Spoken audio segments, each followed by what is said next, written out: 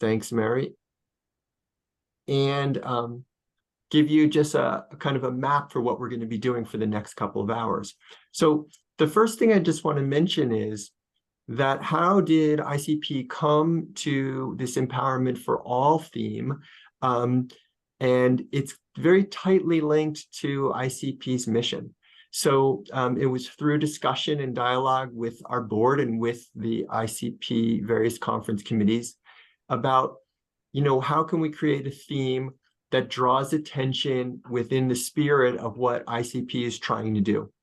And so what we discovered was oftentimes when we were focusing on particular groups or particular regions of the world, we began to question ourselves was how were we being fully inclusive, and how can we frame our conversation and our discussion here today in a way that serves everybody. And that's where we move towards the empowerment for all conversation. And I could even walk you through this idea of what are we trying to do here at ICP and how does this theme fit with us. You can see on the screen that's up right now, our mission focuses on promoting human rights, dignity, and justice. And that underlies all of our work, all of our webinars, our interest groups, everything that ICP does.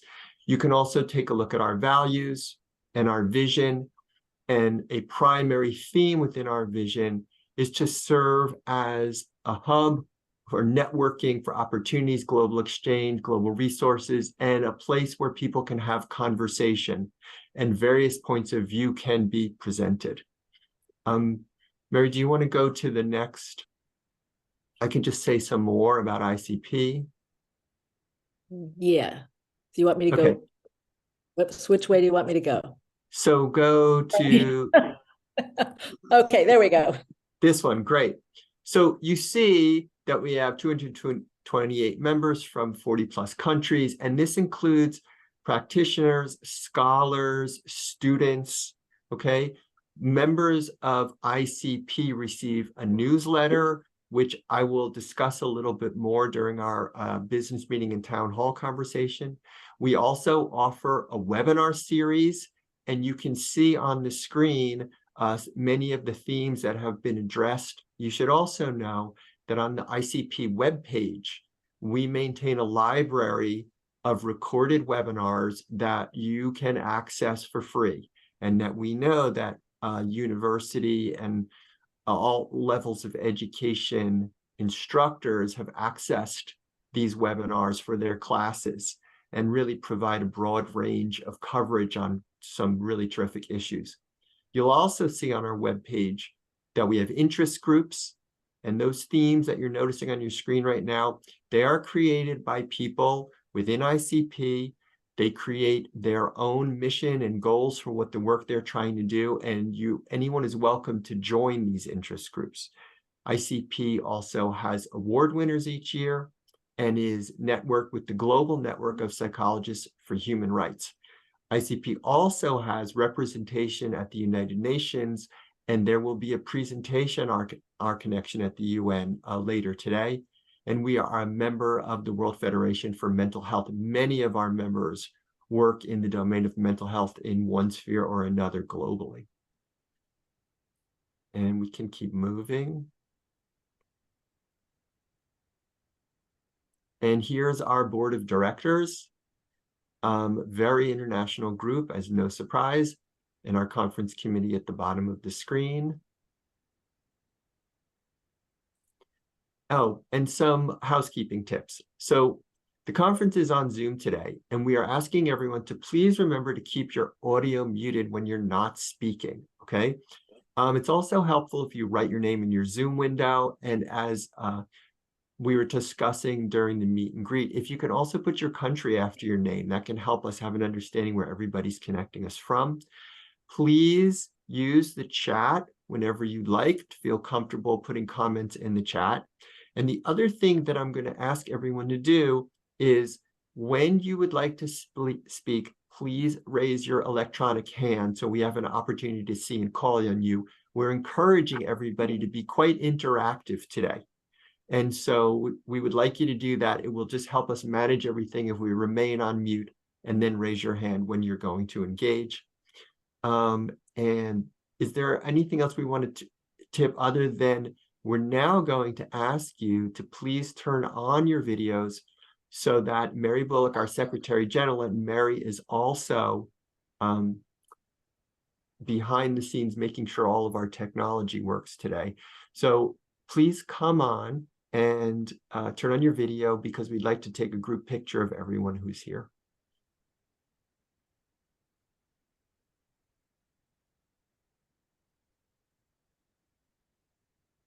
Wave.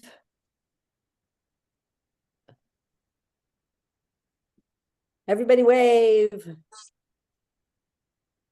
Yay, thank you.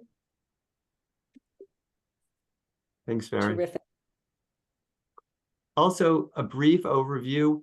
So we're going to finish our session in just a moment, but our schedule will consist of our plenary session on girls going to school globally. We'll start at 10:15. At 11:45, approximately, with a bit of a break, we're going to have an awards ceremony, which will be followed by our ICP business meeting, which will be brief. You don't have to worry about that taking too long.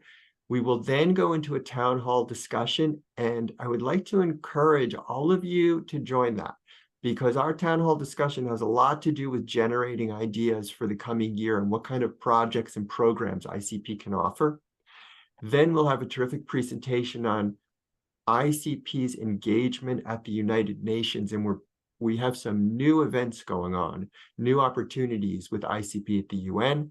And then we will have a closing ceremony, which, by the way, is a lot of fun because we have a musician coming and he helps us all sing together on the screen. And that's how we will wrap up today. So I hope that you'll stick with us as much as possible. Does anyone have any comments or questions at the moment? Or if Mary, did I miss anything to be added? Sounds great. So just to add, thank you so much for taking your Saturday time to be here. I think this is going to be an exciting meet and greet, and you'll hear about this later, but we're going to get to do this in person in the future. We're really excited about that too. Thanks, Mary. Hi, everyone. Welcome to our plenary session. And for those of you who just came in recently, just want to repeat a few things. Please keep yourself on mute during our session. Feel free to use the chat. And when it is time for our discussion, please raise your electronic hands and I will be happy to call on you and get as many voices into the conversation as we can. If you don't know, I'm Andy Simon. I'm the president of ICP. And I'm very pleased to have this panel of speakers with us today. And I was part of the conversation that identified this topic as one we wanted to invest in for this discussion. And I just wanted to give a little bit of background, even personally for me, for why I have such a strong feeling towards this topic. Several years back, I had an opportunity to work for a period of time in East Africa. And as I was traveling and meeting different people there was a physician who was from the UK and had now resettled in Uganda and was treating people in the area. And I asked him to help me understand things about systems dynamics and human rights and serving people. That's my area that I'm interested in. And we were discussing it. And I remember something he told me that really stayed with me from that point forward, which is what he said: when you're supporting people in those regions of the world that weren't already developed, he said you need to make sure of some of the basic things first, which was, adequate food, clean water, proper disposal of waste, shelter, like this, the most basic needs. And then he paused and he looked at me and he said, and after that, the girls have to go to school. And that was basically the end of the conversation.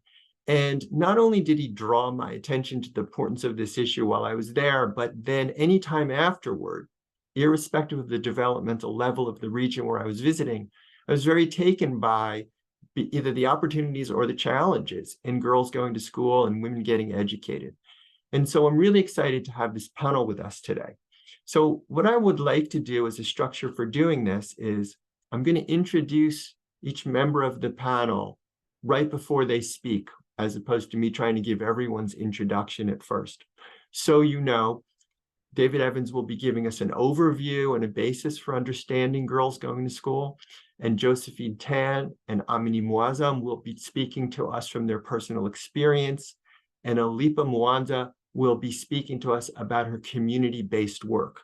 So after we hear from everybody, then I'm going to open the floor to take questions, and hopefully we'll have a very engaged, lively conversation. So to get us rolling, here's our first introduction.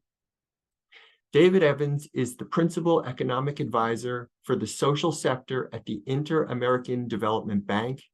He has published extensively on education, gender, and girls' education, specifically in low and middle income countries. So David, I'd like to now turn over the screen to you. Please just go ahead.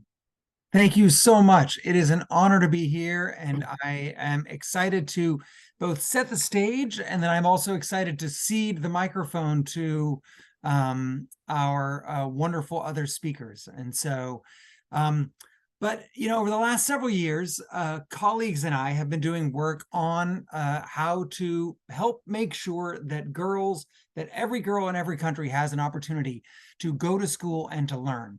And in the course of this, we've looked at hundreds and hundreds of studies in different countries on how to do this. And so I'm just going to talk a little bit about what we've learned. Obviously, the challenges in each country are distinct, and the solutions in each country are distinct. But I also firmly believe that, you know, no education program has to start from scratch. And there are a lot of opportunities to learn from one place to another, as long as we think carefully about adaptation and context.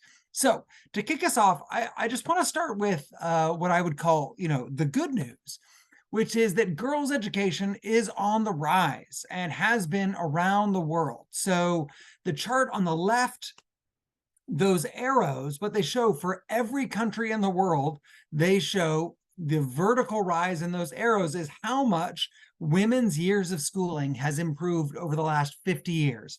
And what we find is that in every single country in the world, we couldn't find a single country where the amount of education that women have has not improved. And if you look at, this is for all adults, if you look at the youngest groups of women, the numbers tend to be much bigger. And so things are definitely improving. We see this on the right as well, with the number of girls who are finishing middle school as one indicator. And you can see in every region of the world, more girls were finishing middle school in 2015 than they were in 1995. And so, you know, there's a lot of cause for celebration in this space, that a lot of girls are making it to school and learning more. We also know that girls' education has a lot of benefits. So obviously there are inherent benefits, like education is inherently good. It sort of frees, you know, our minds and gives us opportunities to think in new ways. One of the exciting things about girls' education is that in addition to those inherent benefits, there are a lot of instrumental benefits. So what this chart shows is it shows that if you look at, you know, the impact of girls' education on different outcomes, we have strong evidence on many different outcomes. So if you start on the right there, you can see, you know, where girls get educated, kids are much more likely to get vaccinated. Where girls get educated, child mortality in the next generation is much, much lower. Child stunting or malnutrition is much lower. Economic growth tends to be higher in countries with more girls' education. There are fewer early marriages, lower rates of HIV, lower rates of early fertility, and I could go on and on. And so there are a lot of things that girls' education does, in addition to benefiting the girls themselves, which of course in and of itself is of enormous value. But there are still lots of barriers to education. And so this is from some nice work that Stephanie Saki and others at the Population Council have done, categorizing the array of barriers to education. You can see there are barriers at the community level, there are barriers at the school level, and there are barriers at the household level. And one of the things that I think is useful to note is that, you know, which of these barriers is most important depends enormously on context. So I've looked at work in, you know, in certain places where the norms and just support for girls' education is very low. And so you can see in the community column on the second, this lack of support for girls' education. That's consistent with the story that Professor Simon shared at the beginning. And this is absolutely something we observe. In some places there is a support, but if you go to the school, and the second item there, insufficient academic support, in some countries, girls have an opportunity to go to school, but the quality of schooling is so low that they're just not learning very much. And then they end up dropping out, and you have more adolescent pregnancies and just less of an opportunity to fulfill their potential in life. So there are a lot of different barriers that we see, and which barrier is going to be binding, which is the greatest obstacle, will really depend on the context. And that also informs the solution. So the next question really is that we tried to figure out. So this is some work that Fei Yuan and I did, trying to figure out if we looked at hundreds of evaluations to improve education. And if we didn't just look at those that were specifically targeted to girls' education, but we looked at those that targeted girls' education, those that targeted general education, and we just said, across all of these interventions, which of these have the biggest impact, right? Because it could be that in some places, an intervention that doesn't specifically target girls might be the most effective at boosting their educational outcomes. In other places, we might very much need to focus on challenges in terms of, menstrual hygiene management, or, things that are quite unique to girls. And so, we looked through more than 300 studies. What we found is that there are many studies that examine education that don't actually look at outcomes specifically for girls and boys. So we reached out to authors, and in many cases, we either obtained the data for these studies, or we convinced the authors to do an additional bit of analysis to say, well, how do these interventions affect girls and boys distinctly? And we put all of those together. We end up with evidence from almost 275 interventions in low and middle income countries around the world. So from Latin America, both North and Sub-Saharan Africa, from all parts of Asia. And we get a big sense of, across countries, what kinds of interventions seem to work best. So there are two pieces to this. One is which interventions help to make sure girls are in school, they're not dropping out of school. And then a second piece of this is, how do we make sure that while the girls are in school, they're getting the most out of it? They're learning as much as they can, getting the skills that they need to meet their potential. So what we find, if we look at this, so I'm going to talk in general terms now, and then in a minute, I'm going to talk about specific programs, which I think will give us some good fodder to talk about later. But if we look at programs that are general interventions versus targeted interventions, those that are targeted towards girls, we find that on average, if we looked at the impact on access in the top graph, what we have there is the average effect size, and then we have confidence intervals there. And what you can see there basically is that we have very similar impacts on access for general interventions and for girl-targeted interventions. So there's just huge overlap. The same thing is true for learning. If you go to the second graph, we see a real overlap between general interventions for improving learning and girl-targeted interventions for improving learning. So what does this mean? What this doesn't mean is that we don't have to think about gender. There are distinct gender obstacles and constraints in every environment. But what it means is that the menu of interventions that we have available to improve girls' education is much bigger than many of us used to think. We can use the whole menu of interventions, both those that are specifically targeted towards girls and those that benefit all kids, to help boost girls' education.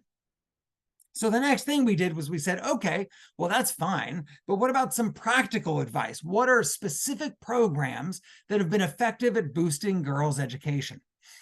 Before I jump to that, I'm just going to mention one concern that donors had when we shared this work. They said, okay, maybe these general interventions are good for girls and for boys, but if they're better for boys than they are for girls, then they're still enhancing inequality. And that's something we might be worried about. And so what you can see here is for the general interventions, we looked both the access interventions and the learning interventions, we looked at the impact they had for girls and for boys. And you can see there's essentially no difference. If anything, the impact for girls is slightly to the right of that for boys. These are not statistically significant differences. But again, if anything, they're slightly inequality decreasing. But statistically, all we can say is that there's no real difference. So general interventions can be part of our menu for improving girls' education without increasing inequality between girls and boys. So what are the most effective interventions? So when we look at increasing access, just saying, hey, let's make sure girls get to school. Let's make sure that they stay in school. Here are the top 10 interventions that we see. The effects are in standard deviations.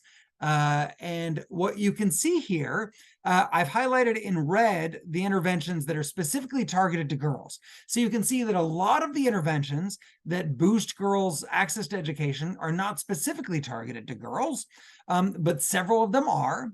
And what we see amongst these top interventions is that lots of these interventions are interventions that reduce the cost of schooling. And so, you know, just like the anecdote that Professor Simon mentioned at the beginning, where some families they think about meeting all of their needs, and then the last need that they do is, okay, then we can send the girls to school. Finances are often a major constraint, and interventions that reduce the cost of schooling can have a huge impact. So conditional cash transfers, so conditional on girls being sent to school in South Africa, in Malawi, in Nicaragua, in Nepal. So in Morocco, they had a cash transfer that wasn't conditional, but it was what they called labeled.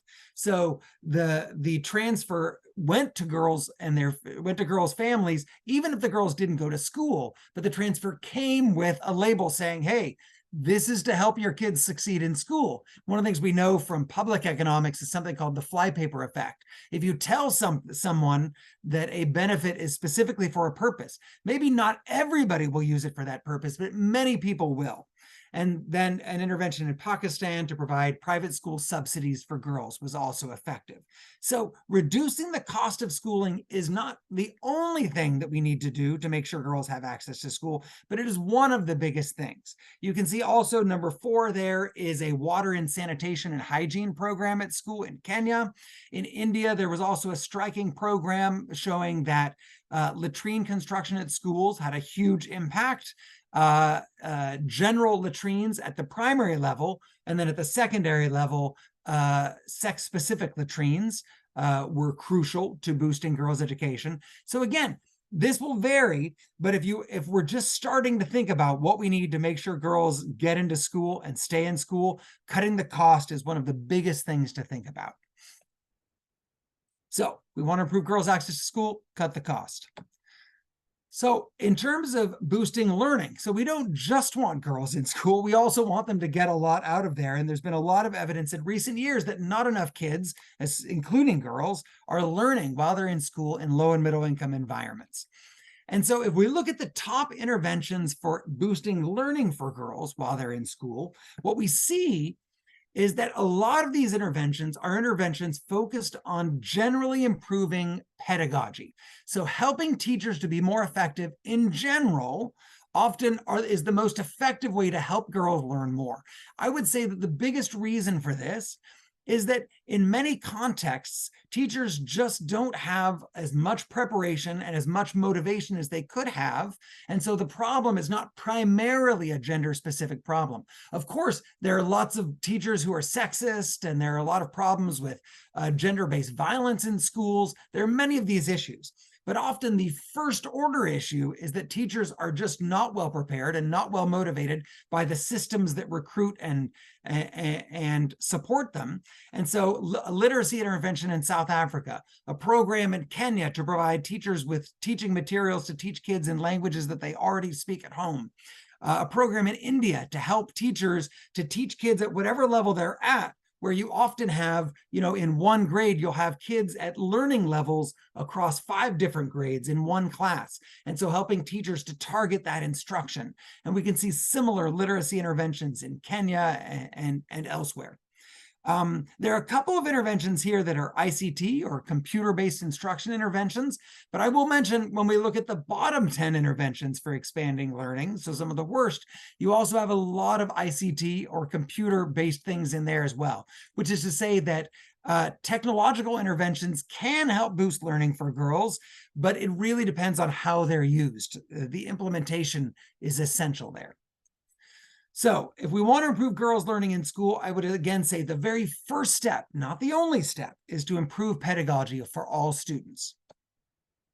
So the last thing I'll say, and then I want to open to our next speakers. We did a little bit of work. One of the big questions is, what can governments do at scale? And so we have a lot of non-government organizations and nonprofits working on girls' education in different countries. And they're doing very important, essential work. One of the things that we care about is making sure that countries are able to implement programs at scale. And I'm not going to go through all the details of this slide, but I just want to say that we have a lot of evidence of programs that can boost girls' access and learning at large scale. So whether that's eliminating fees, providing school feeding programs, which gives families an incentive to send their girls to school because then they don't have to provide food at home, making schools more accessible, especially at the secondary level. Families are often reluctant in many countries. I've seen this in South Asia, I've seen this in Africa, to send their girls long distances to secondary school, improving the quality of instruction, targeting kids who fall behind. All of these are effective, can be effective interventions at scale, and we can dig more into these in the Q&A if we have time. So just to wrap it up, if we want to improve girls' access to school, we got to cut the cost. We want to improve learning, we want to improve pedagogy, and there's no one size fits all. The solutions really depend on the constraints. Thanks so much. Thanks so much, David. That was just wonderful. Please, I want to encourage everybody, jot down any questions you may have as we proceed. Then we're going to come back and have plenty of time for a discussion section.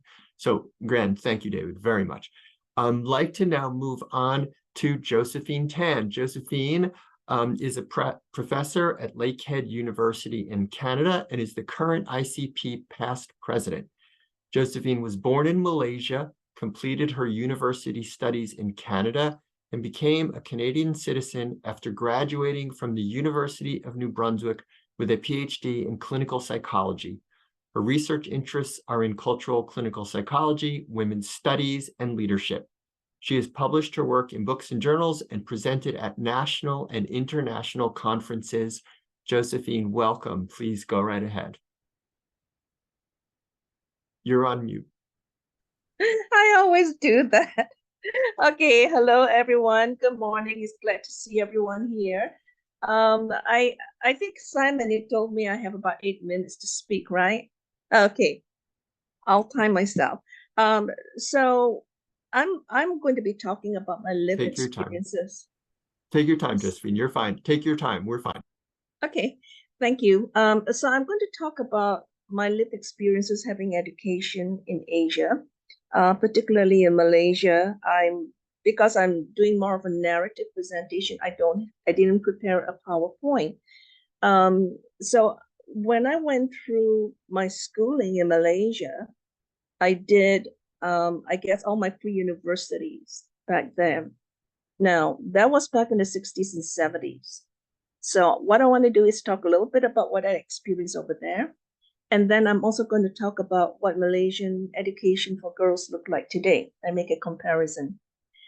So when I was back then, when I was growing up, education was mandatory for the first 6 years of education. So standard 1 to standard 6, grade 1 to grade 6. And to this day, it's still the same. But once you get into junior high, that's the American equivalent of, I think the terminology that they use, and then to high school. So for those in the British system, that'll be, Form 1 to Form 5, or grade 7 to grade, I guess, 11. You will have to pay a fee. So for the first 6 years, you would see boys and girls attending schools in sex-segregated schools, and tuition was paid for by the government. But once you hit grade 7 or Form 1, fees became an issue for families who were poorer. And luckily for me, my parents were able to afford to put me through all the way up to grade 11. And I found that that's when the fees started kicking in. You know, you got to buy the uniforms, the school books, and all that. That's when girls started falling behind, because in the Asian culture back then, and to some degree still today, the emphasis was on education for boys. And the reason for that is that women can get married, they will have children, and they will have a husband to look after them. A boy grows up to be a man, he has to look after a family. So he needs a job. In order to get a job, he needs to have education. So what you see is education was a focus more for the boys and less for the girls. And so what I saw was that only those whose family could afford education for girls would go forward to complete the high school. And that's where, for a lot of girls, they stop there. Because once you want to go into upper 6, lower 6, there'll be grade 12 and grade 13, pre-university years, and then later get into university. It entails a lot of cost. And so you see a lot of families don't emphasize or prioritize education for the girls. Another, I think another obstacle to girls getting higher education is the cultural norms. And the norms are that women don't really need education, and you're not really interested in education. You're more interested in domestic science, in cooking, cleaning, being a wife, being a mother. So a lot of women would adopt those cultural norms, and they're perfectly fine, and they won't argue if they don't go for universities. They don't aspire to universities. That was back then in my days. The other, I think, obstacle to higher education was their career aspirations. I recall when I was growing up, people would ask me what do you want, to be, and I would look around and say, "Oh, I want to be a factory worker." Do you know that you would earn like $30 a month? $30 a month. Can you imagine that, working in a factory? Oh, I want to be a secretary. I want to be a clerk. And the reason I said that was because all the other girls are doing that. So I didn't have a role model. I didn't have mentorship, because all the girls, all the women were doing that. Oh, they got married. And the fact that I wanted to even work in a factory, that I aspired to have a career, really said something about, wow, you're very ambitious. So anyway, for my story was that I did complete, my high school. Then I went to upper 6, lower 6, re-university. I could have stopped there. And the reason I could have stopped there was because even to this day, education is racialized. So Malaysia has 3 races: Chinese, Indians, and Malays. Chinese and Indians, East Indians are minorities. The Malays are the majority, and they hold the political power. It is a multicultural, multi-faith country, but the main religion is Islam. And so there's an emphasis on education for Muslim girls and boys. So they're actually Muslim universities that if you're non-Muslim, you can't go to, which leaves very few places for those who are non-Muslims. And the other thing was that there's a quota system, is that they would give so many percentage of places to a certain race. So for somebody like me, I would have to fight like crazy. I could get all A's and A pluses, but I may not get in because there was such a high competition for the small number of places that were, given to somebody of my race, which is Chinese. So what my parents did was they said, if you want education, you you have to go overseas. And I was very fortunate to have a family, parents who supported what I wanted to do because I loved learning and I was a bookworm. So they sent me overseas. And this is how I ended up in Canada, right? And the idea was that after my undergraduate education was over, I would go home. But I never went home because I love learning so much and I wanted to go further. Now, that's another story there. When I wanted to go for my graduate studies, I think my mom was somewhat worried. She said, you shouldn't become too smart because if you're smart, no man will want you and you'll never get married. So even though, you know, in my family where the education was very of great value, there was still a worry of the impact that a higher education would have on a woman. And so it was my decision as to whether I wanted to go further. And I thought about it and I said, marriage education, what do I want? I said, I'll go for education, right? And I figured it's what I love to do. So I went forward. But there are not many people in my generation who are that fortunate. I am in touch with my classmates from high school. Most of them never went to university. They're pretty happy where they are. Their mothers, their grandmothers, they're happy. A few of us did make to universities, and those of us who did are currently residing in other countries. So there is a brain drain impact on Malaysia. So now when we look at today, okay, you find, like as our earlier speaker, Professor Evans said, you get more women in universities now than men. It's the same case in Malaysia. So think about this, in the late 50s, there was only 10.7% of undergraduates in university who were women.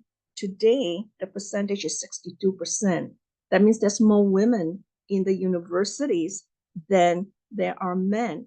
And there is a decline in male enrollment at universities. And it has been like that since, I think, 2016. But one thing you do find is that when the women go in for a university education, there is a gender gap in the disciplines. So in STEM disciplines, science, technology, engineering, and mathematics, you still see fewer women. And the government is trying to encourage more women to go into STEM. Another, I think, barrier to women getting beyond just the undergraduate level is because of employment. There isn't a whole lot of careers for women out there that would be suitable for their educational and professional training. So consequently, you find that, you know, if a woman were to go out and be employed in a company, she doesn't have a lot of chances of reaching the highest level in the company. There is a glass ceiling still. So I think the women sort of figured that once you get an undergraduate degree, then that's it. You know, I'm fine. I'll go off and do other things that I want to do. My niece, she has her master's in biochemistry, actually, MSc in biochemistry. She decided not to go for a PhD. Currently, she's working in a college. She's an instructor. Whether she will continue to do that after she gets married, I don't know. That would be a decision. But when I look around in Malaysia, this is what I'm seeing. You do get more women going into universities, but a lot of them stop there. I'm also seeing a lot more young people leaving Malaysia to go overseas for quality education. So that's another thing to think about is the quality of education. And the message out there is that if you get a foreign education, a foreign degree, you're more likely to be employed when you go back to Malaysia. So in a nutshell, I think if I want to wrap it up, I would say times have changed since when I was going through school. The experience of education for women in Malaysia nowadays is somewhat different. But still, I would say that one of the biggest barrier would be the mindset. It's a cultural norm, it's a view of the gender roles of what women can or should be. Because I think that even if you give women equal access, all opportunities to go forward, that is very, very important. I think one of the barriers is to think about what's inside the mind of the women. We don't have enough role models. We don't have enough mentors for women. And I think that's another piece of the puzzle in another type of intervention that we might want to consider. So that's it for me. Thank you so much for listening, and I turn it back to Andy. Thank you for that, Josephine. Very rich description and appreciate it very much. Everyone at ICP appreciates you very much. So thank you for that. So our next presenter, Amina Muazzam, is a professor and chair of the psychology department at the Lahore College for Women University in Pakistan. She has published extensively in the area of health psychology and is the only female in the field of psychology to have secured a British Council Charles Wallace Fellowship hosted by the Global Mental Health Division at Manchester University in the UK. Amina developed the World Health Organization's Rehabilitation Policy 2030 as a leader for mental health groups around the world. She is also a member of the ICP board. Welcome, Amina. Please go ahead. Thank you very much, Andy. First of all, I would like to extend my regards to Andy Simon, President ICP, Mary Bullock, General Secretary, Josephine Tan, past President, and Polly Hagenars, President-elect, for their exceptionally talented work and their continuous effort in making ICP an alive forum to promote human rights, dignity, and justice. I think this conference on human rights, dignity, and justice empowerment for all is going to create a step forward towards SDG 4, quality education. I really appreciate David Evans for talking about the suggestions for intervention to low and middle income countries.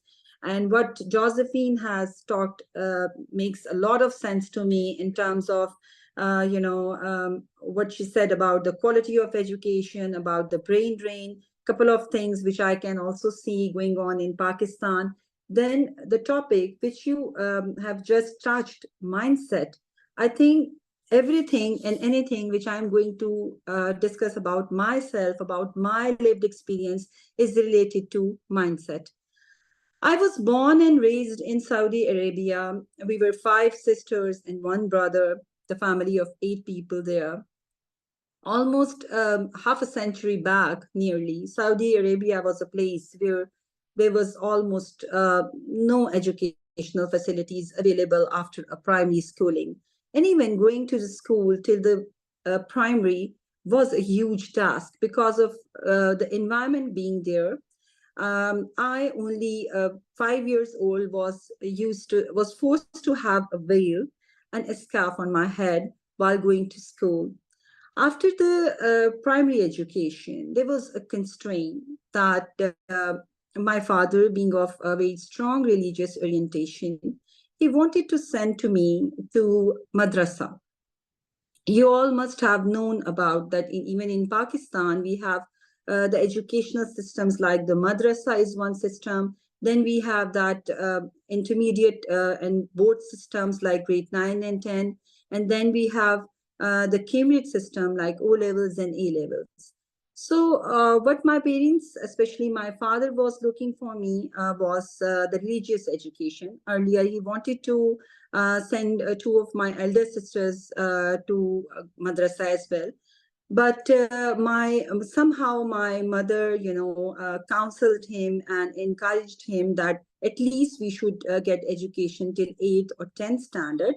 And after that, we can get the formal religious education. So then I again started going to school. And after completing the 5th grade, there was as such no good opportunity to go to school, but there was one Pakistani community high school, which was an Urdu medium school. I was being sent to there. So in my 6th grade, I started getting education of an English subject, and I was being taught the ABC, the beginning of English at the 6th standard. So it was my first exposure to English, and I'm sure that since English is not my foreign language, it's not my it's my acquired language. So I think it has always been much difficult to be very fluent in English for me, and I still feel that there are so much for me to learn more about English language. But then I started, studying my subjects in Urdu, and then the only subject which was introduced to me was English. Then after 2 years, the school changed the system, and it switched into English medium. That was a huge problem for me because, I was not being familiarized by, first seeking the concept and then translating into the English language, which was not at all, good for me at that time, and then speaking in English again.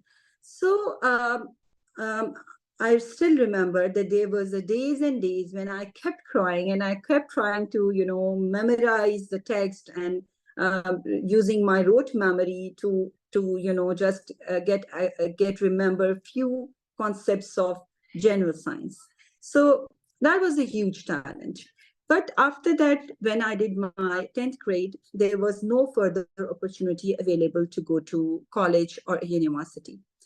Then my parents moved to Pakistan because of different, reasons and opportunities related to job. And then it was again a challenge that which educational institute is going to be chosen.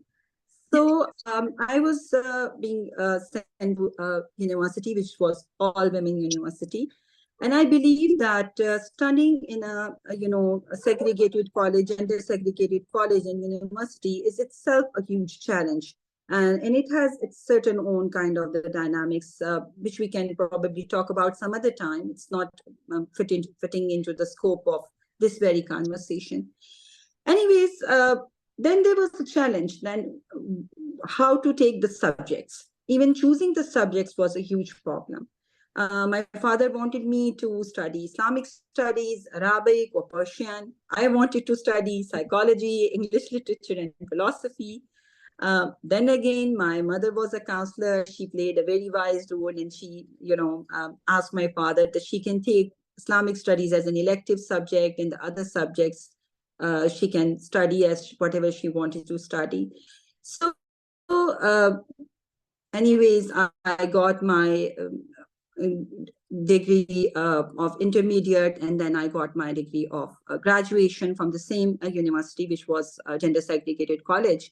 And then I went to the university where there was co-education. And I find that it was a huge difference between both institutions because of being there, because of the fact that when you are studying into a gender segregated college or vice versa, that gives you a very different kind of experience. Then I got married at a very early age, and luckily, I got a very good life partner who was very encouraging towards my education, as I always been passionate enough to get education. But there comes another challenge. As far as when I was at the house of my parents, they were financially affording, and they can send to me at any college and university they would like to, but they didn't because of their background, their religious mindset, and other constraints. But when I got married and I wanted to study, there comes a time that we got a very severe financial crunch, and I was unable to pay my fee. And then I started looking for some scholarship, and luckily I got a scholarship and I started doing my PhD. So the whole journey, the whole process of getting my education was a bit of a different, but David was talking about, that the kind of challenges in general we see that are available in different low and middle income countries, like especially if I talk about Pakistan, we see that in Pakistan, it's a clear example of a country where women are struggling to achieve gender equality in terms of education, and 13 million girls are out of school. And we see that it's not only the case of Pakistan, but it's a case of the whole South Asia, that the environment is not much conducive towards girls to get education. There is like lack of hygiene facilities. There are transportation issues for them. There are the serious, safety issues, that even the schools where they are studying, the boundary walls are not available and things like that. And educational infrastructure is very poor. Above all, there is an issue that because of poverty, people kept asking that should they feed their daughters and should they get them education. So these are the huge problems, and I cannot undermine any of these. But I think that very important above all is the mindset, as just Josephine has mentioned. If there is a mindset which is not conducive towards girls' education, it's always been a very, very difficult journey. I'm glad that I have achieved a lot, even being going through all those difficulties. Not only me, but all my other sisters and my late brother as well. And I just wanted to mention here one thing. It was not about girls' education. Because of that, religious mindset, my father was not conducive towards my brother's education as well.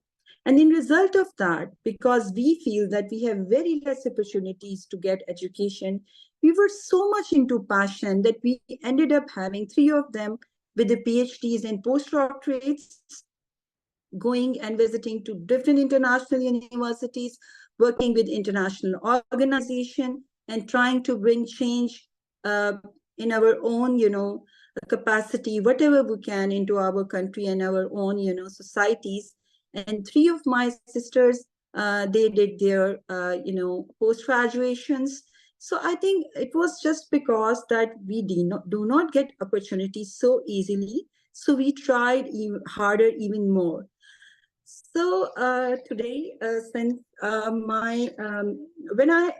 I also would like to share one thing, since it's my personal experience, my lived experience, that during this journey, although my father was not much facilitative towards my education and the education of my siblings, but once we reached to certain places, he was so proud of us. And he had that understanding that getting education and, delivering to others is really something much more, in which even you can translate your religious teachings to others into a better manner. But this has taken a long way to go.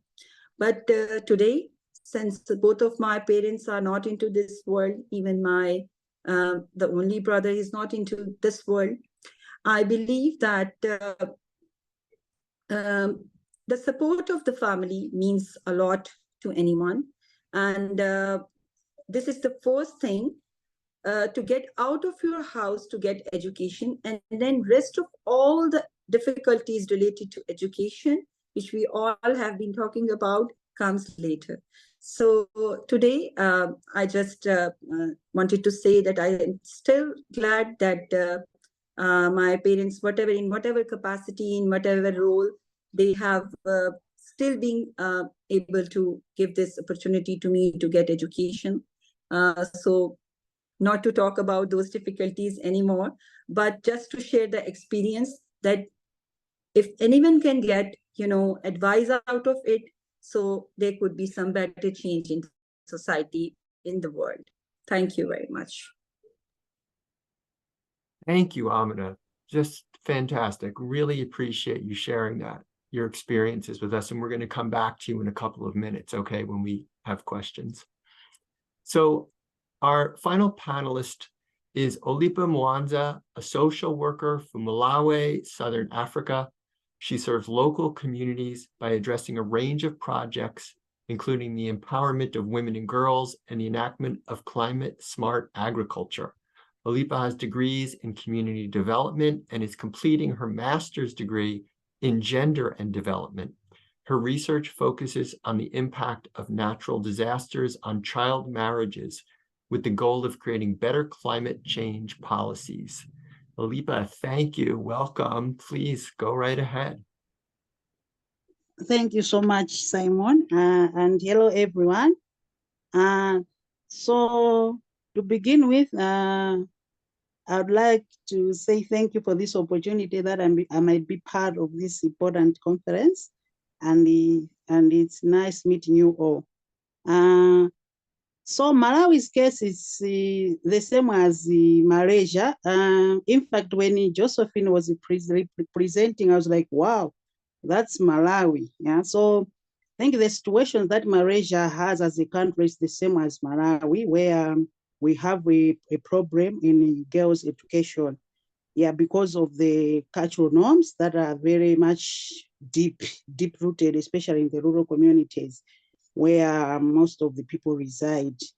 Yeah, so the main challenges that we face here in Malawi in the girls' education, their gender roles. Girls have so many responsibilities at home, take care of the house. So for them to go to school, it's either they'll be late, or maybe if they go to school, they will not be able to participate in whatever is happening.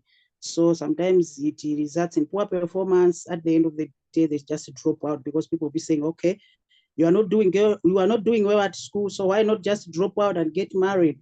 Yeah, so the other issues, they have already been mentioned, like poverty, where girls lack resources on how best they can take care of themselves at school, but also long distances, which sometimes results in violences like rape, defilement. We have a lot of cases, and recently we lost a young girl, a standard 8 girl, who was raped and killed along the way because of the distance. It happened that the lawn was along the bush, so she was attacked and she died just like that, I think 2 months ago. So it's a challenge, but also child marriages. It's one of the main challenges that is affecting girls going to school. Now, to address these challenges in the community, because my work is mainly in the community, so I interact so much with the people in the communities. So mainly we engage them to end child marriages. To end child marriages, mainly we are trying to engage the parents, but also the traditional leaders and also the communities as a whole in dialogue sessions.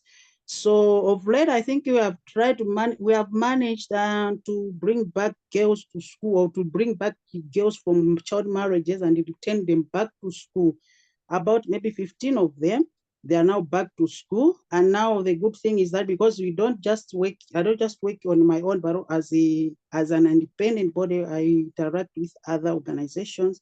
So there's this other organization that is supporting them with school materials, so that they shouldn't go back to the marriages where we brought them back.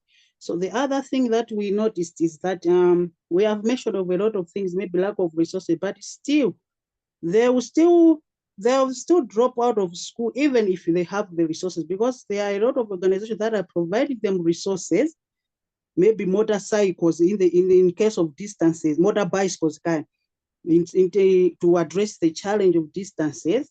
Maybe they'll provide them school bags, exercise book, uniform, even pocket money, but still you find them that they get pregnant, or maybe they have dropped out of school willingly. So we're like, okay, there is still something that is lacking in these kids, in these girls, that is making them not to be interested in school, apart from the gender roles, apart from poverty. So we find out that it's a tradition, because we are in a patriarchal society where everything is male-centered. So we managed to have interface meetings with traditional leaders who are the gatekeepers of these cultural beliefs. They believe that, okay, girls are always inferior to boys.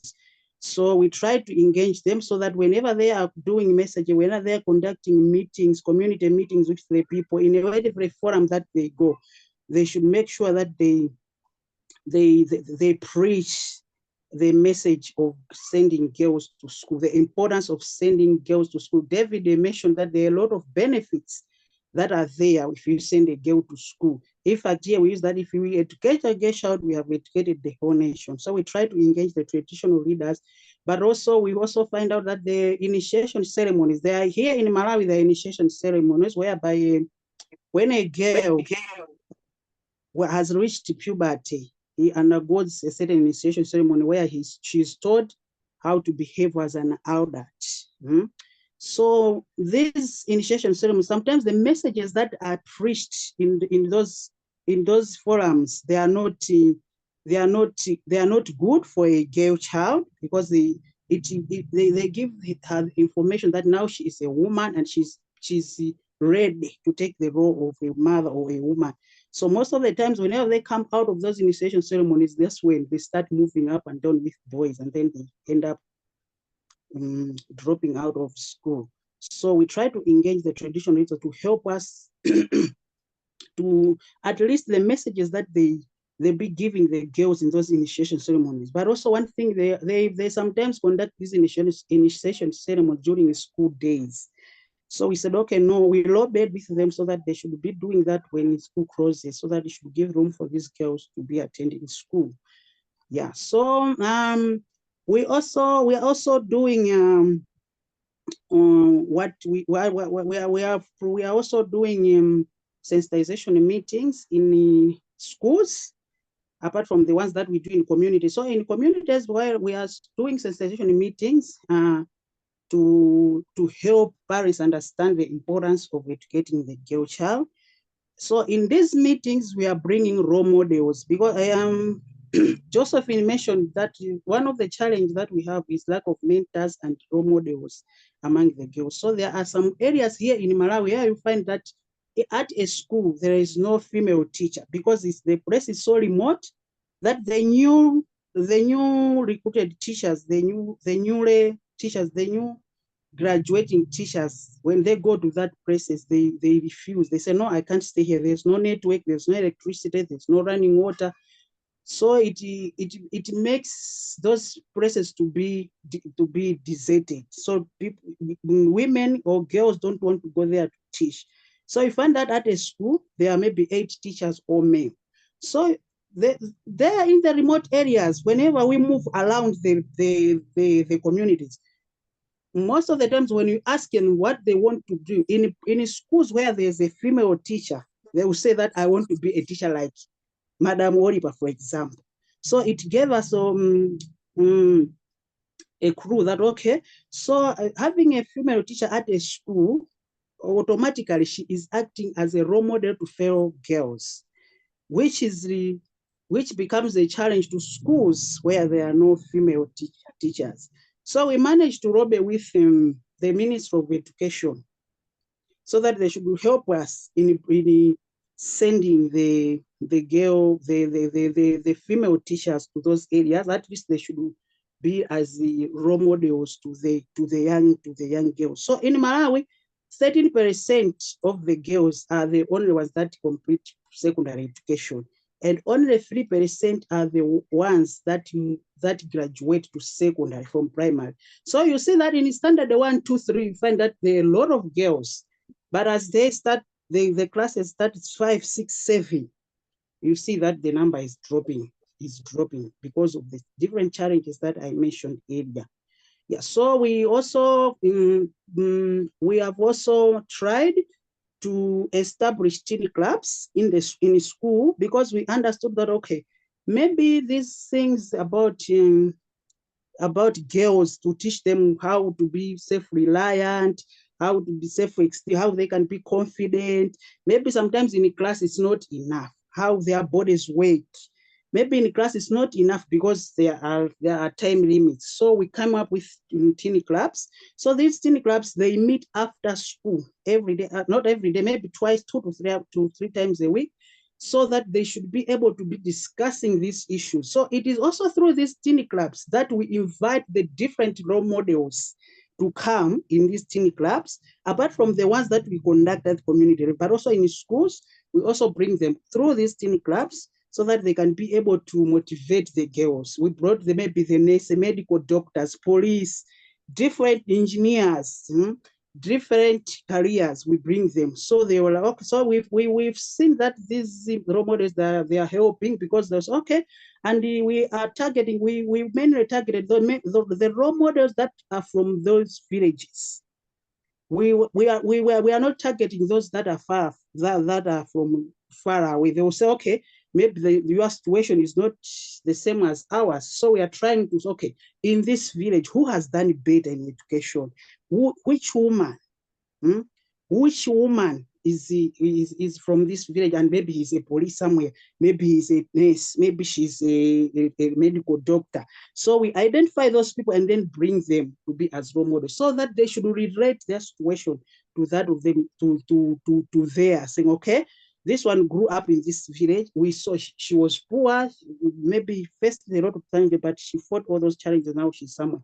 So we are seeing that these role models, they are trying to motivate the girls. There's some changes that we have noticed in terms of school dropouts, but also performance itself. But also on performance, we're also trying to say, okay, most of the things that most of the violences maybe that the girls meet is after them. Sometimes it can be along the way to school, or in school, or even in communities.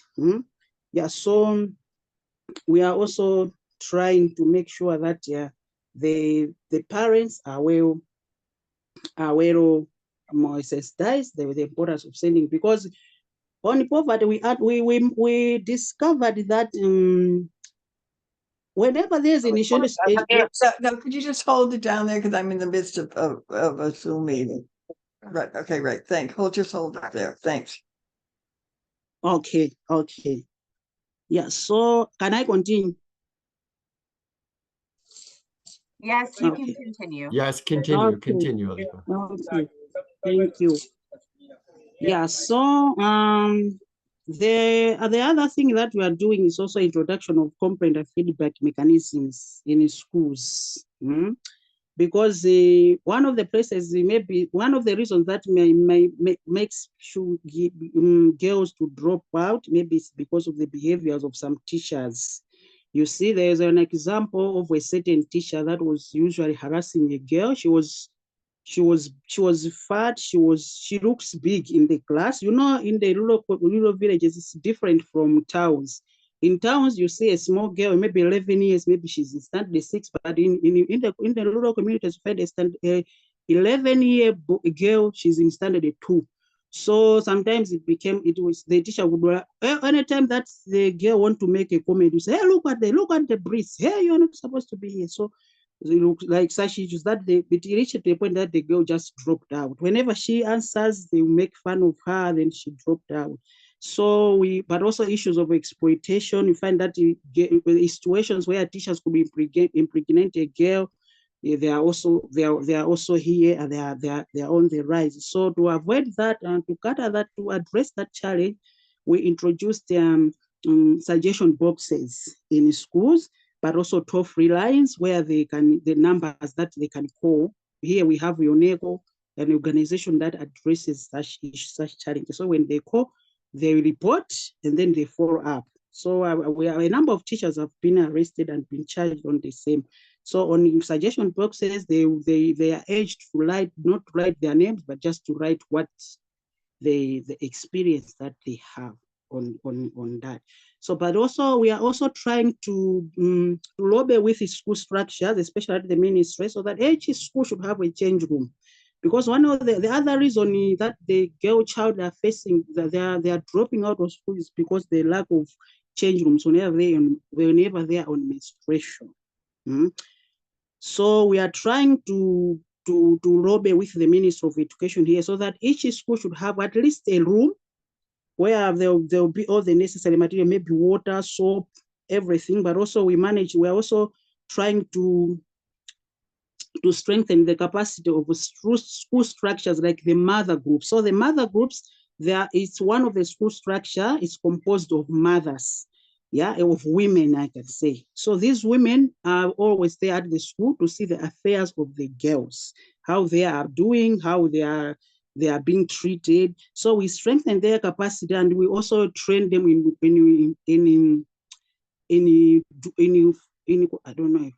making sanitary pads using local available resources. That is, yeah. So in those change rooms, those pads should also be there, so that whenever a girl or a single I've started menstruating, should go and change, to be able to go and change.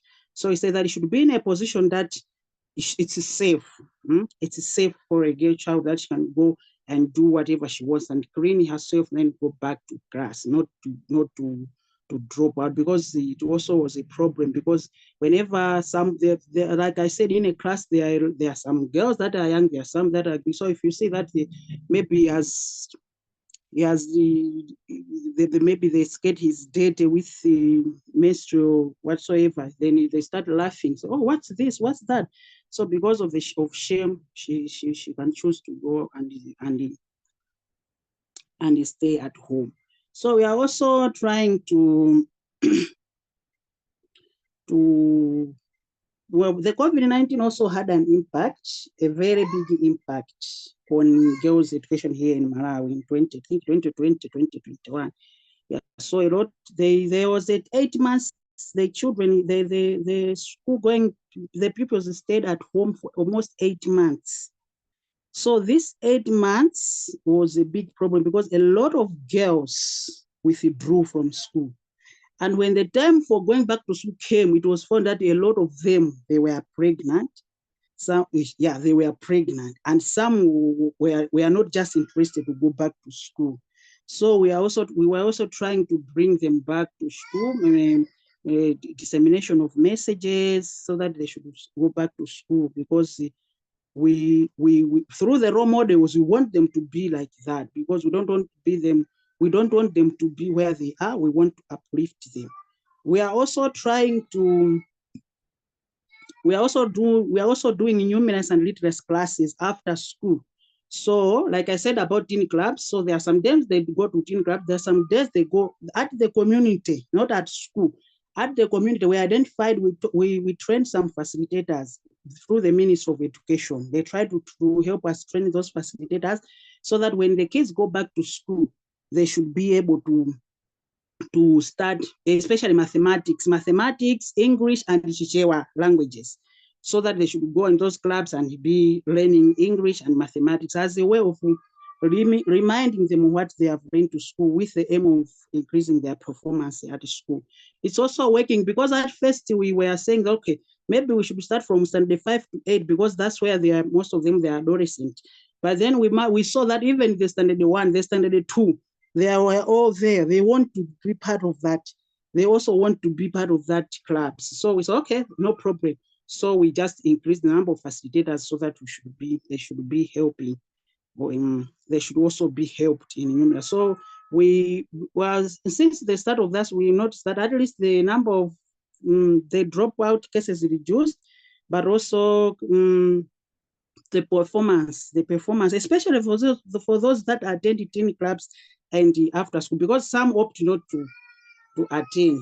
So we were mainly interested to see the progress of these people that are attending teen clubs, but also after school numeracy and literacy classes. So the work has been on climate-smart agriculture. We also trying to integrate the adolescent girls into disaster risk management. So we are trying to train them about climate change and how best we can recover from climate change. So in other areas, the young girls will mobilize themselves and maybe have a tree nursery, they plant the trees, maybe have a garden, a maize garden, they grow something, they sell. We are training them in post-management, post-harvest loss management. We are training them on energy saving technology, so a number of things. But also we are trying to put the women, the youth, not the women only, but the youth in village savings and loans, so that the saving culture should start while they are young, because if they know that, maybe it will encourage them to do something, so that they should have something to save, which might be helpful in the future. I think maybe I've spoken a lot. Maybe that's what I can say for now. Thank you. Thank you very much, Olipa. Thank you for all of that information. I just want to now, we have about 25 or so minutes, and I just want to open the floor to any questions to any member of our panel. And I will be happy to call on you. Please just raise your electronic hand and we'll go from there. And by the way, David, thank you for adding that supplemental information during the talks.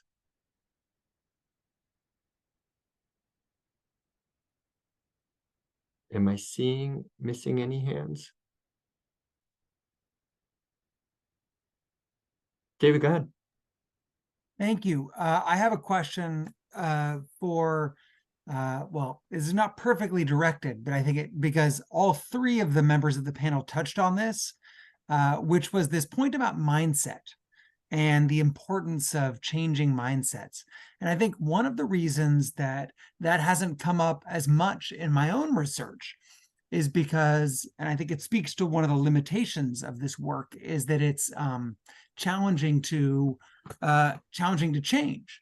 And we don't have as many measured interventions where people have said, okay, we're going to try this program to change mindsets and, and then see, what is the impact of that specifically, even though what I hear from, all three panelists is how important this is. So I guess, I wonder if kind of people have thoughts, and, I think Ms. Mwanza spoke on this to some degree about her experience, about kind of, if mindsets are so important, what is the best way to change those? Like, what should we be thinking about as interventions or programs or policies to shift those mindsets in favor of more girls' education? That's me. Amina, go ahead. Why don't you start? Yeah, I just wanted to add one very small thing here, that what could be the best thing to create change is bringing up and highlighting the positive role models. Those who got education after this much difficulty, and they are still not creating any problem and any trouble for the society, for the parents. They are still being good daughters. They are still being good wives. They are still being good mothers. They should be showcased into those various roles as well, to bring this issue, into a light, that it's not that education is going to ruin your, family system, and it's going to ruin your society in a negative manner. Just because a woman is educated, she's not contributing to the other parts of, household and things like that. So I think that as we are doing this for, STEM women, we are raising awareness that the role models should be bring into the light, to give awareness to the girls to go into the STEM fields. Similarly, I think we should follow this to create awareness about this matter as well. This is my humble opinion. No, thank you, Amina. Josephine, go ahead. Yes, I totally agree with Amina. I think we need more role models. We need more women out there to show the girls that, education is valuable, and this is what you can achieve with education, and that you can still contribute to society and to your family in different ways. I think in some places, probably in a number of cases, places, you're still seeing sexism in the workplace, in many ways, entry into certain occupations, right?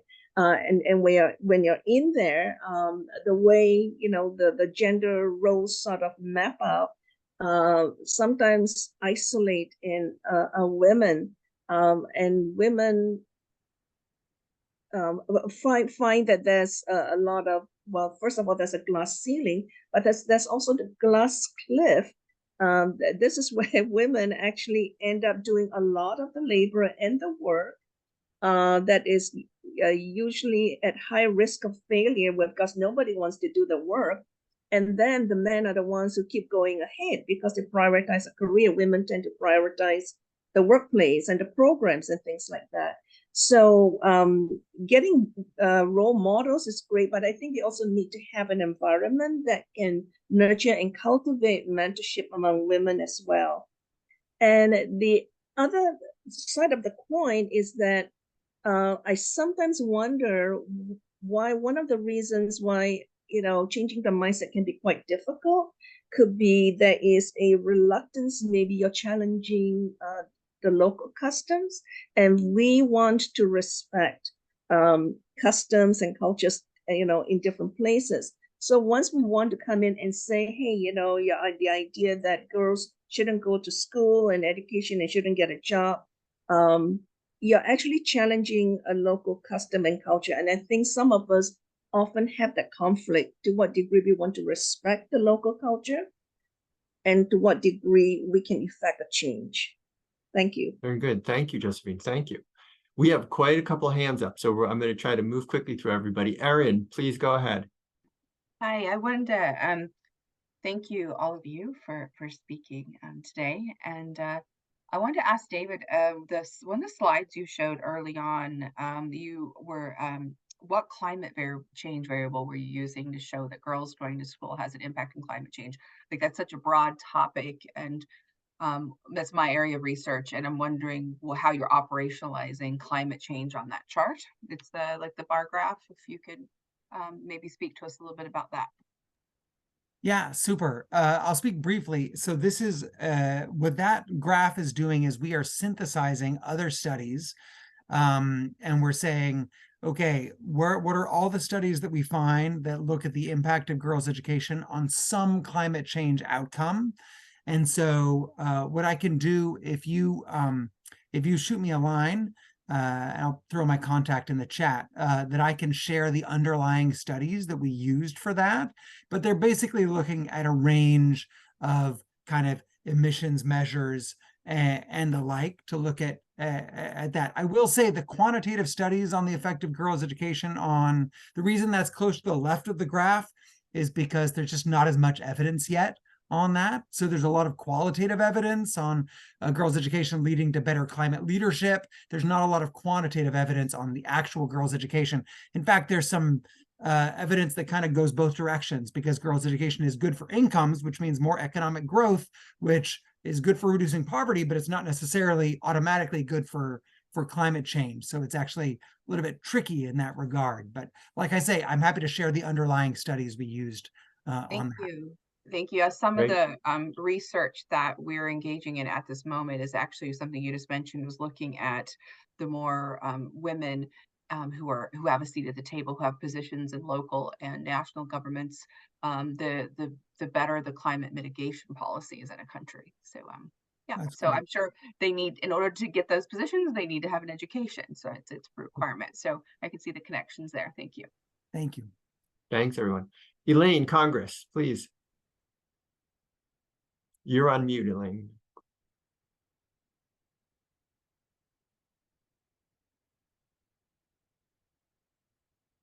Elaine, I think you turned off your video.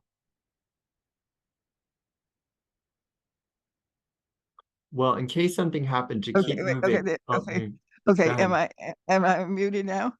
We can hear you, Elaine. Go ahead. Right. Can you see me? No, but we can hear you. It's okay. Okay, well, that's good.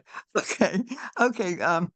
Well, first thing I want to say, this program is just terrific. I mean, it's so interesting, and I mean, I really like hearing from our main speaker, David, and also in having the perspectives from different countries, and also it's very true of what's happening in the United States too. So maybe it's not quite as dramatic in terms of girls can go through high school here in the United States, but there's just a lot of discrimination that goes on in terms of them achieving beyond that. But I guess I had a question, for the main speaker. I wanted to make a point just in terms of the need for special interventions. And I know, and I saw the research that general interventions really also make a difference in terms of education for both girls and boys. But I found that girls may need special interventions, especially because, as we know, around the world, girls achieve puberty at much younger ages than they ever did before. So therefore, by fourth grade, by the time that they're 10, they reach puberty, and this is often a reason why they kind of drop out of school. I mean, it's, especially in countries which don't really have, good, what you say, like bathrooms and all for girls, but also, so that's a real issue. But also, even kind of in the United States, obviously in New York City, we have indoor plumbing, but there are issues for girls, which often maybe contribute to them not, continuing in school. So I just wanted to mention that and ask if, I guess if you've ever thought about like special interventions like this that really can benefit girls and help them remain at school. So I'll just quickly say, I think that's absolutely right. And I think the shifting demographics about the age of monarchy, I think do play in.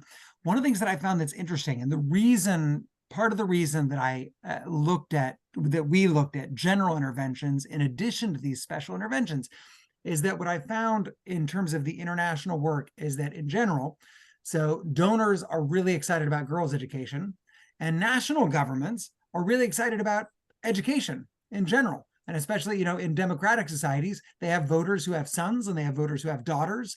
And so even if there weren't discrimination, which of course there is, governments have an incentive to invest in interventions that will benefit kind of everyone. But absolutely, like I can point to a number of special interventions. There's a great intervention that taught girls negotiating skills in Zambia so that they could negotiate for their and it led to better educational outcomes. A lot of interventions about restrooms, those are good for girls, but they're also good for boys. For reducing like sexual violence against boys in primary and secondary school. That's worse against girls, but it unfortunately is a big problem with boys as well.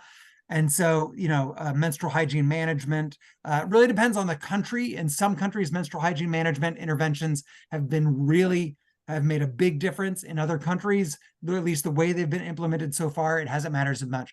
But I think that speaks to what you say about how, the specific needs are going to vary from place to place. And this is where the kind of work that Ms. Mwanza was talking about, deep community engagement that identifies what are the challenges, which solutions are going to work here is so crucial. Thanks. Thank you, Elaine. Thanks, Dave. Polly, please go ahead. Thank you, Andy. First of all, I like to say that I very much appreciated your contributions, your presentations, and it went from the personal to the practical to the scientific. And when I start with the personal, I'm also from a generation. My mother had to quit her job when she married, and it was a long time not, and I'm from the Netherlands, sorry to say this. So when I was educated, my mom said, you have to study, but you also have to know how to sew, to make clothes, and to cook, and to do etc. So the double burden for women, I think this is very well known. And I wonder if we don't have to write all those stories, what you are saying, because they are going to be forgotten. So my granddaughters have a complete other image. And then to the practical, I was at a girls' school with a lot of good role models, although no married women. There were nuns and unmarried women, and some men as well. And then to the more scientific, David, I want to ask, is the example from Kenya with the mother tongue instruction, is that done from a positive motivation or for a deficiency one? Because, there is a lot of debate has been in the Netherlands about that you have bilingual education in primary school. So can you say something about this, please? Sure, I'll say something briefly. I also just want to echo, I agree, like the personal experiences that Amina and Josephine talked about. I think capturing those is really important. Just on the mother tongue instruction, historically, and this is a particular issue, not unique to African countries, it's a particular issue in a lot of African countries where historically kids have gone to school and, they arrive in school and they're learning to read in either English or French or Portuguese. And often those are languages that many of these kids have never heard before they went to school. They already speak 2 to 3 languages often, right? The language of their own kind of, ethnic group. And then maybe a lingua franca. If you're in Kenya, they'll speak Kijaluo, and then they'll speak Kiswahili, and then they start learning English in school. We have a lot of evidence that if you start instructing kids to read in a language that they already speak, they'll learn to read much faster. And we have some evidence, less, but still some evidence that shows that then when they go on to try to learn to read in English, that they'll learn to read in English faster. And so even if the ultimate goal, like most parents want their kids to learn to speak in an international language ultimately and to read that language. But, the best evidence is suggestive that doing initial reading instruction, literacy instruction is most effective in a language that the kids already speak at home. And so I would say that it's really from a positive standpoint, even with an ultimate goal of getting these kids to have, even better skills than they ever had before. And these have similarly big effects for girls and for boys. Wow, so interesting. Thank you, David. Thank you for the question, Polly. Niels Peter, please go ahead. You raised the question, how do you change the mindsets? So what we do in our intervention is that, for example, in Africa, there's a tradition that you raise, many places, you raise children by the way I was raised. You shame them, you tell them to be obedient and so on, right? How do you change that? In our experience, it takes 6 months. So we educate local staff as instructors, and they go out and train caregiver groups. What we do before that is we make a local language version, for example, Swahili or Amharic or whatever. And I think if you want to change mindsets, you got to go to the caregivers, and the caregivers are always women, whether they are parents or foster parents or whatever they are. So we help them during the training sessions by the local instructor. They share experiences of separation from their own childhood. For example, that's important in Rwanda, in order to understand the behavior of their children. And during the training, they undergo a change because we don't replace the way they raise children. We make research first and find out what are the local strengths of traditional care in the country. For example, in Africa, women, they carry their children on the body. There's a lot of good rituals and a lot of good practices. And on that, we also give them knowledge about how to make relations-based care, how to make children feel secure. So I'll just put in the chat, you can see a video with 3 African foster mothers who are reflecting on the outcomes of their training. But in my experience, it takes, those groups of caregivers, each group is trained 3 hours, 8 times over 6 months. And that's the time it takes to really build a new mixed mindset. Wow. So you have the best recommendations from international research about how to care, but you also include your own experiences and the strengths of your local culture. So after the conference, if you copy this link, you can see 3 African foster mothers reflecting on the outcome of their trainings. Okay, thank you. Thank you, Niels Peter. Thank you. Anissa, please go ahead. Hello, everyone. I hope I'm audible to everyone. Yes, you are. Okay. So I would like to mention that I'm actually very honored to be a part of the Zoom meeting because I'm an undergraduate student in studying in India. So yeah, and I would like to add a few points about mindset. So one thing what I feel affects the mindset of young girls going to school is the influence of media. I'm talking about India, like just inside of India. So a lot of the Indian movies and culture, it's like portraying the men as the breadwinners of the family. So it's mostly like romanticizing the fact that when a woman gets married, or like if she doesn't go to a job, if she resists to the idea of going to a job and like conforming to the traditional feminine roles, she's portrayed as a good woman, or like someone who's more feminine or more desired by men. So when she portrays characteristics like this, the young women who are watching this, they get influenced a lot. And even like mostly old women also watch this, and they would force the young women in the house to be like, see, this is what you're supposed to be like, this is what we are expecting from you. And so this, I feel like, has a huge impact on what young girls think about school and going to school. And one more thing is, I've witnessed this in my university as well. So in mine, and as well as many other universities, when they call chief guests to come and speak or like motivate the children, they don't call very influential people. Like they don't seem to call police officers or IAS officers or Indian administrative officers. They tend to call these so-called meme creators or people who make Instagram reels and stuff like that. So when you do that, it only influences them to think like this is the new way of life, and this is empowerment, and this is improvement.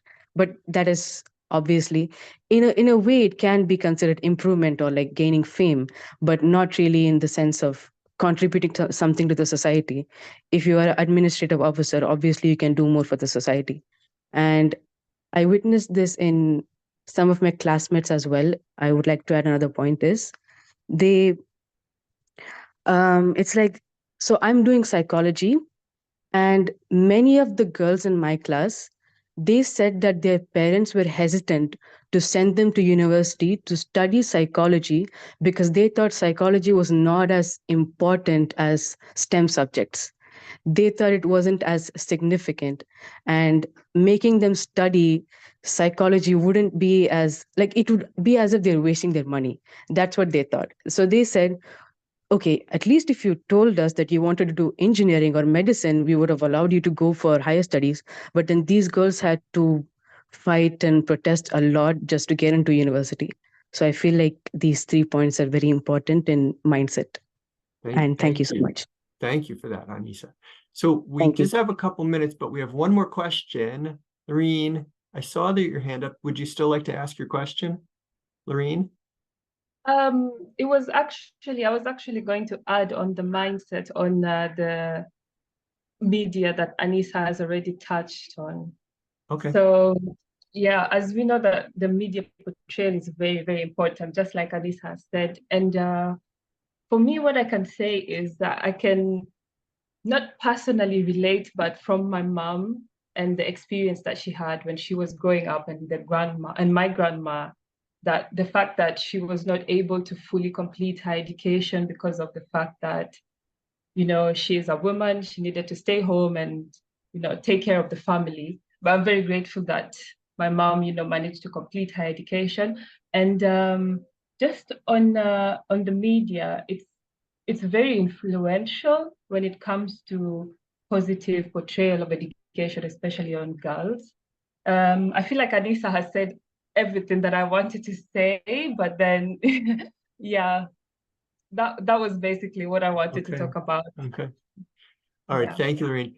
So we have to wrap up this session now. I want to thank everybody for their engagement, especially David, Amina, Josephine, Olipa. This is a really valuable, rich discussion.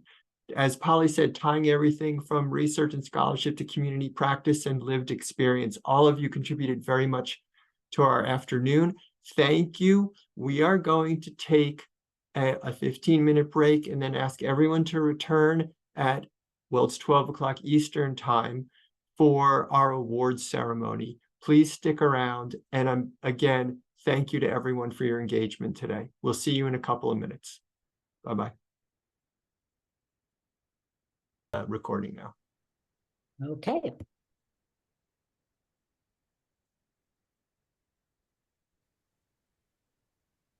Hello, everyone. I am Mary Beth Kenkel, and I am the chair of the ICP Awards Committee.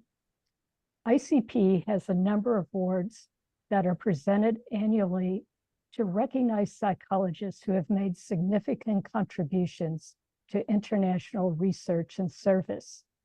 ICP sees these awards as an important way to highlight and honor the impressive international work that has been done, as well as a way to encourage other psychologists to engage in meaningful international activities.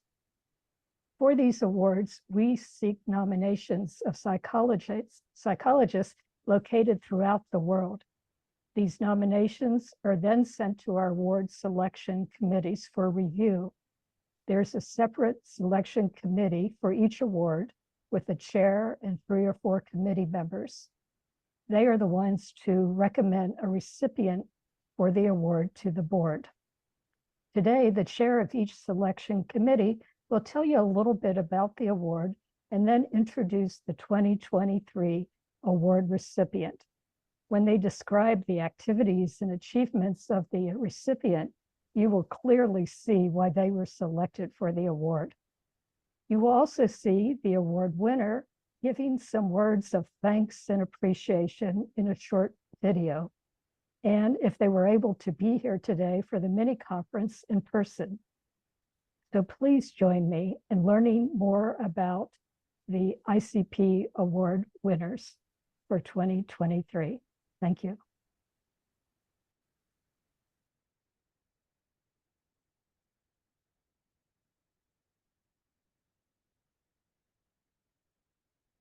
The purpose of the Fukuhara Advanced International Psychology Research and Service Award is to recognize a mid-career or senior level psychologist who has made distinguished contributions to international psychology. This award was established and funded by our esteemed ICP member and former president, Michiko Fukuhara. You will be hearing from her in just a little bit. This year, the Fukuhara Selection Committee was co-chaired by Naoki Asazuma and Tony Wainwright. I want to thank them and the other members of the committee for their very thoughtful review and selection process. And now I'm very happy to announce the 2023 recipient of the Fukuhara Award is Dr. Tara Pierre. Dr. Pierre is a licensed clinical psychologist and the founding director of the Institute of Multicultural and Educational Service Center in Los Angeles, California.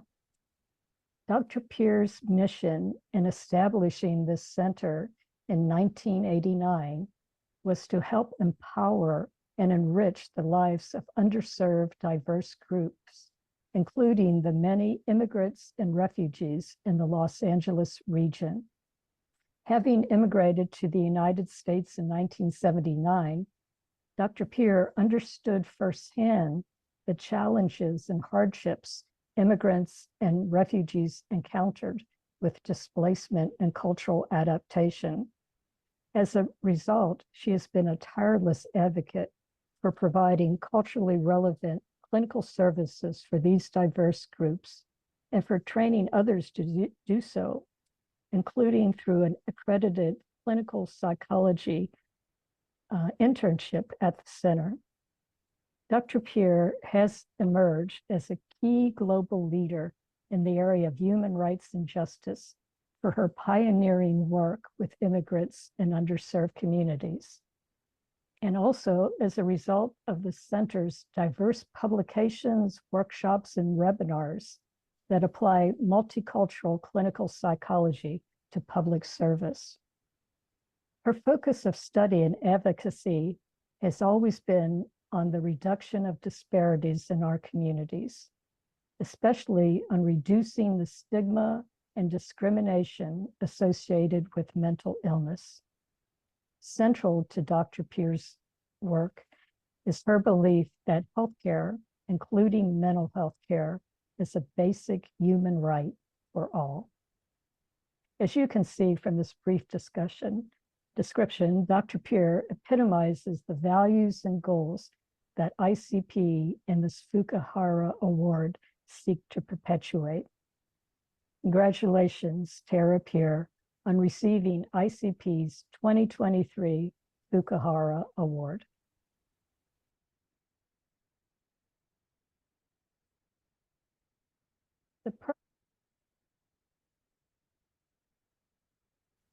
Dear Dr. Tara Pierre, congratulations, Tara, winner of Fukuhara Award 2023.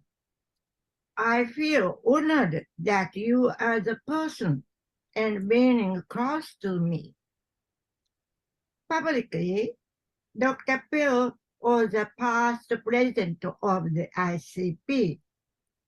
Privately, she has been the CEO of the Institute for Multicultural Counseling and Education, where she has offered training for multicultural counseling, educational counseling, social skills to those interested in helping professionals.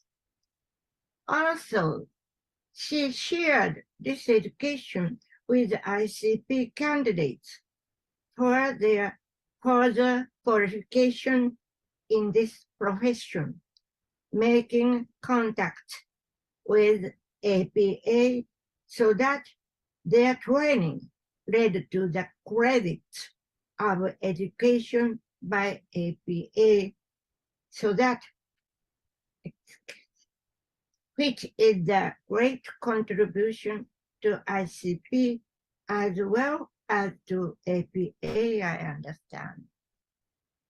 Personally, I became to know her more as a person when she helped me during the ICP 2016 Yokohama, where I had a role of the host, organizing and carrying the conference as new president of this organization.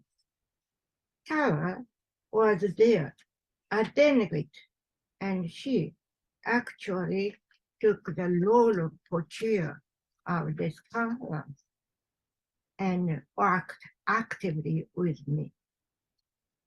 It was a great help, especially at the transitional period of the organization. She is a sharp and strong-minded, but has a warm heart and respects justice. She is honest and genuine. Straight expression of her talk are understandable, acceptable to listen, whether it is positive or negative to the listener. She seems to love people. I shall appreciate it if she could continue to work for the benefit of ICP. I am happy to be able to keep up with her as a long-time ICP and international friend. Again, congratulations, Dr. Jalapeno. Chico, go ahead. Dear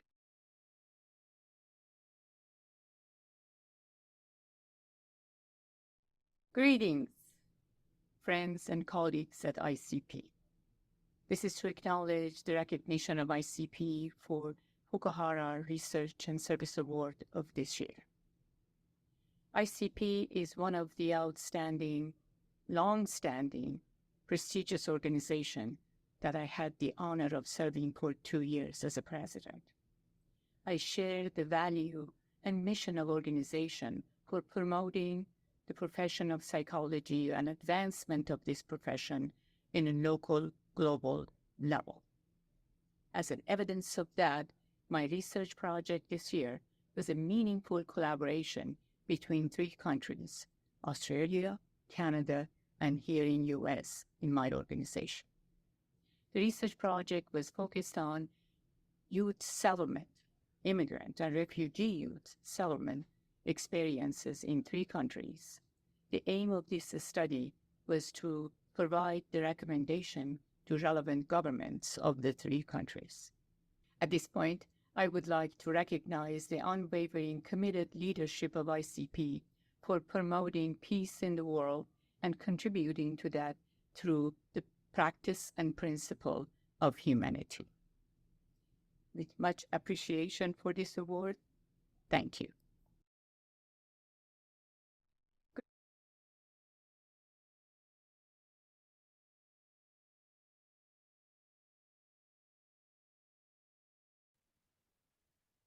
This is Professor Harold Takushin at New York City Fordham University, announcing the winner of the 2023 ICP Francis Mullen Award for Outstanding Contributions to International Psychology. Our committee consisted of 3 esteemed colleagues. Besides myself, there was Manuela Sberna in Italy, Juno Gary in New Jersey, and Craig Shealy in Virginia. We actually identified 2 worthy nominees from among some outstanding nominations. But the board preferred one name, and we unanimously settled on Dr. Grant Rich in Juneau, Alaska.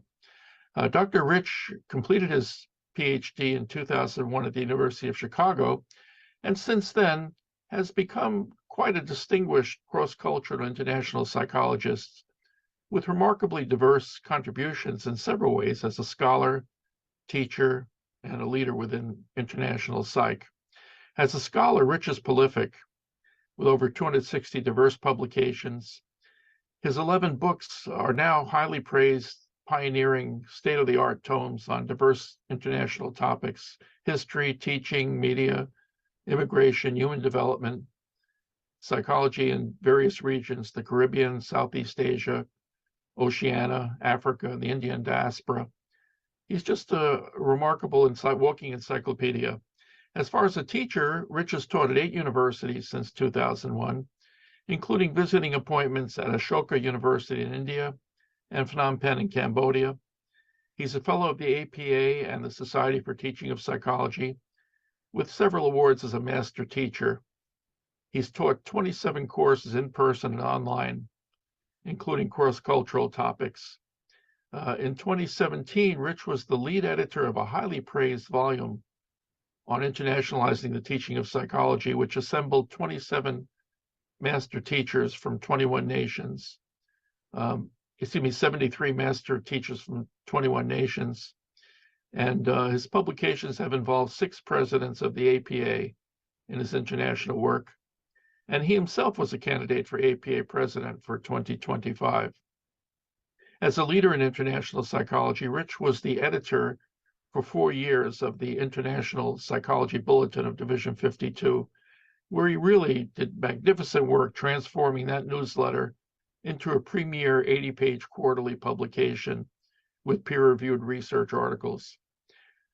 Since 2010, Rich's many appointments have included the positions within 5 APA divisions, including most recently the president of APA Division 48, Peace Psychology, and 46, Media Psychology. The nominator for Grant Rich noted quite remarkably that he's not paid for this work that he's doing. In fact, he's not even a professor. He has a 40-hour-a-week job in Alaska, state of Alaska researcher. So all of this work is really uncompensated in a way that is remarkable. He's also had some obstacles in his personal life, his family life, but he's overcome these to become really a remarkable colleague and contributor to international psych. In short, he was our unanimous choice. In the very great spirit of Francis Mullen, he's advanced international psychology greatly. Congratulations, Dr. Grant Rich. Thank you.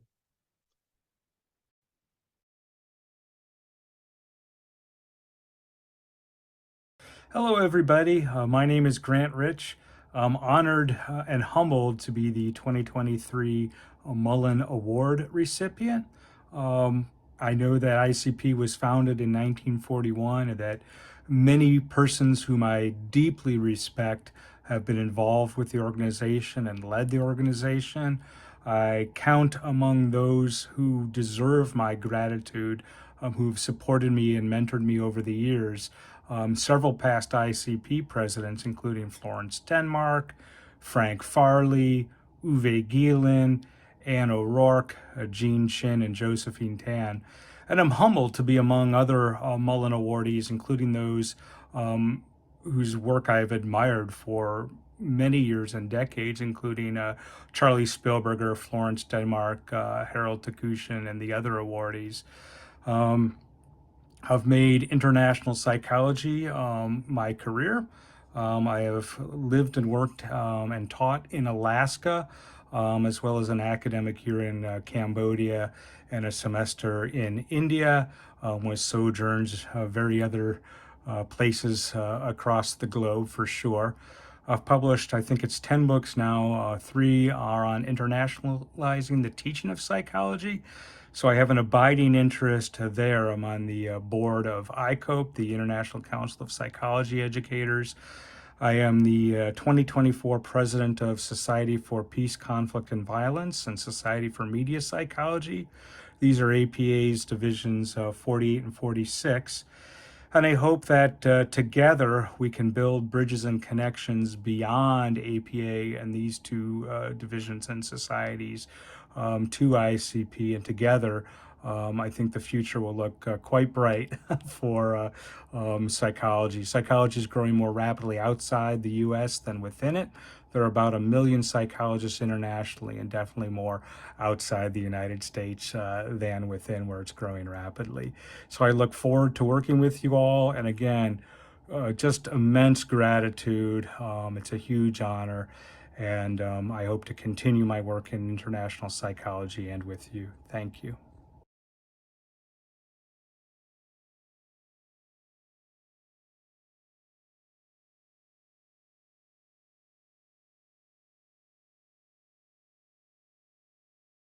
Hello, thank you all, my ICP friends and colleagues, for being here for this award ceremony today. My name is Dr. Amanda Clinton. I am the 2023 ICP Human Rights Award Committee Chair. I have been on this committee with my colleagues and friends, Dr. Nancy Seiden, Dr. Ken Elliott, and Dr. Leslie Popoff. I would also like to recognize the support from Dr. Mary Beth Kinkle as we, as the Human Rights Committee, have completed our work. We're here today so that we can recognize and honor the extraordinary contributions of Dr. Niels Rigor as the 2023 ICP Human Rights Awardee. Dr. Rigor's dedication to children's human rights is quite simply unparalleled. He has spent his career creating an international network of researchers who partner with nonprofit organizations, governments, and practitioners across the world to support training for kinship and foster parents in an effort to help reduce the mental health consequences that are so frequently observed when a child is orphaned. The ICP Human Rights Award Committee agreed wholeheartedly that Dr. Rigor stands out not only for his meaningful approach to assisting tens and tens of thousands of children, as well as their foster and adoptive families, but for doing so in both an economically feasible and evidence-based way. Thank you, Dr. Rigor, for changing the world through psychological science and its applications, and many congratulations to you for this much-deserved Human Rights Awards.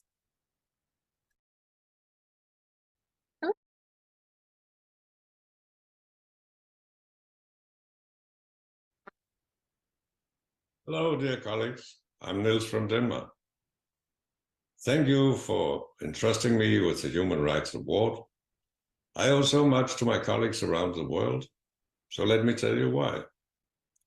Many years ago, I was just a psychologist working in a home for deprived children. But then I had this idea of building a bridge between researchers, organizations, and caregivers of abandoned children. The idea was invite a global network of colleagues and child researchers and build education for staff in partner NGOs and government agencies. In online classrooms, they would learn to train local groups of caregivers for children growing up without parents. They all responded and contributed without payment with studies of best care practices, and today this network is ever growing. Thanks to them, the Fair Start Foundation has now educated 750 staff in 36 countries who have trained the caregivers of some 65,000 high-risk children, from Indonesia to Chile and all in between. But this is just one example of what we can do together. My bid for our future is that we must meet the enormous need for educating mental health workers for partner organizations. There are now 152 million orphans, and 50 million families have been uprooted and displaced to live in refugee camps or suburbs in megacities. Even in rich countries like mine, children and youth suffer from poor mental health. Without us, the next generation will be lost. So that's why Fair Start's motto is help children save the world. What I learned is the importance of building a global psychologist mindset and developing global standards for our work to improve the lives of any child and youth, from indigenous peoples to stressed city families. So thanks again to ICP members. Let's celebrate our work at this great conference. Thank you. Hello, dear.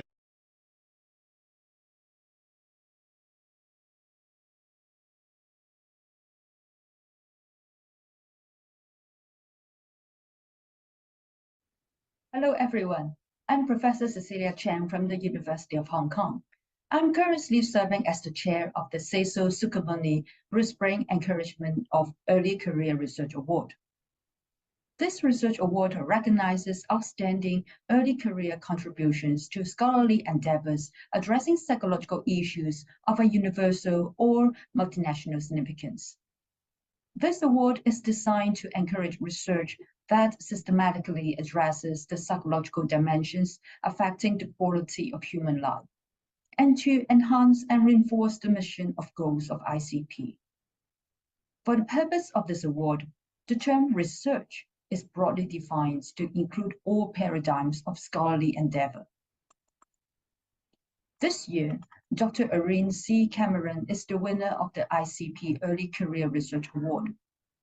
Dr. Cameron is a highly accomplished researcher whose primary focus is on climate change and maternal mental health, where she currently engages in fieldwork in sub-Saharan Africa. Dr. Cameron is an HBNU Faculty Global Health Fellow in the Harvard T.H. Chan School of Public Health, with a joint appointment at Stellenbosch University in South Africa. She is also an Institute for Social Innovation Fellow at Fielding Graduate University. She recently received the prestigious 2023 Dr. Sally Peterson Research Excellence Award for her groundbreaking paper on female incarceration and violence against women. Her research findings have garnered widespread recognition and dissemination through numerous conference presentations, multiple first author research articles, and accolades from esteemed institutions. She holds editorial roles as the editor of the International Psychology Bulletin and the International Psychologist. Dr. Cameron's professional service extends to her involvement as a board member for APA Division 52 and the International Council of Psychologists. The members of the selection panel consider that Dr. Cameron deserved this award for her innovative work on a globally rarely exposed problem. Her unique approach explores the connection between climate change and social phenomena, presenting a holistic perspective that combines biology, chemistry, and psychosocial aspects. Through an ecofeminist lens, she uncovers the significant impact on climate change on violence against women and modern slavery. With an exceptional CV, Dr. Cameron's dedication and expertise are evident. Her research sheds light on urgent environmental and social justice concerns, making her a deserving recipient of this prestigious recognition. Everyone, so let us congratulate this talented rising star, Dr. Irene C. Cameron, for submitting her outstanding piece of research work that has gained her this prestigious award. Congratulations, Dr. Cameron.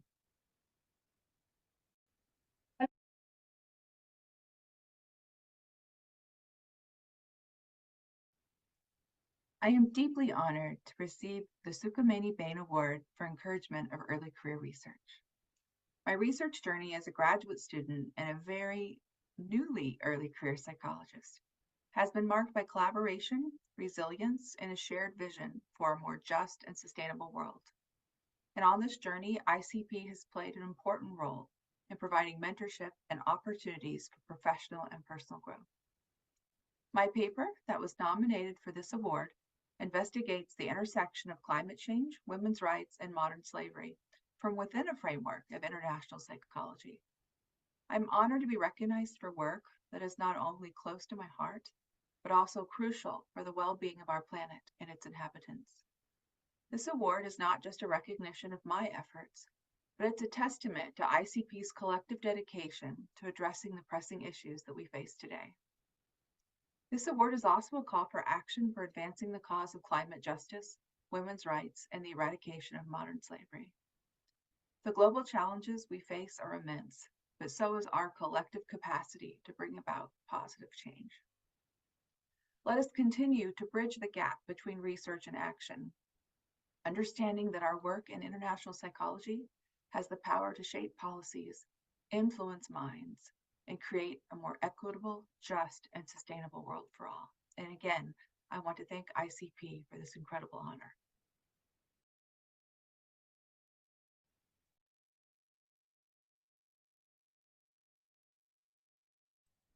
Congratulations to all of our awards winners. I just want to open the floor for just a moment to Niels and to Aaron because they are here with us. And would you like to say anything at the moment, since we have just a couple minutes before we shift into our business meeting? Should I say something? Sure, please go right ahead. Okay.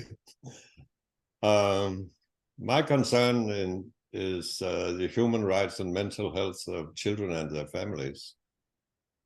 So, like I said, I think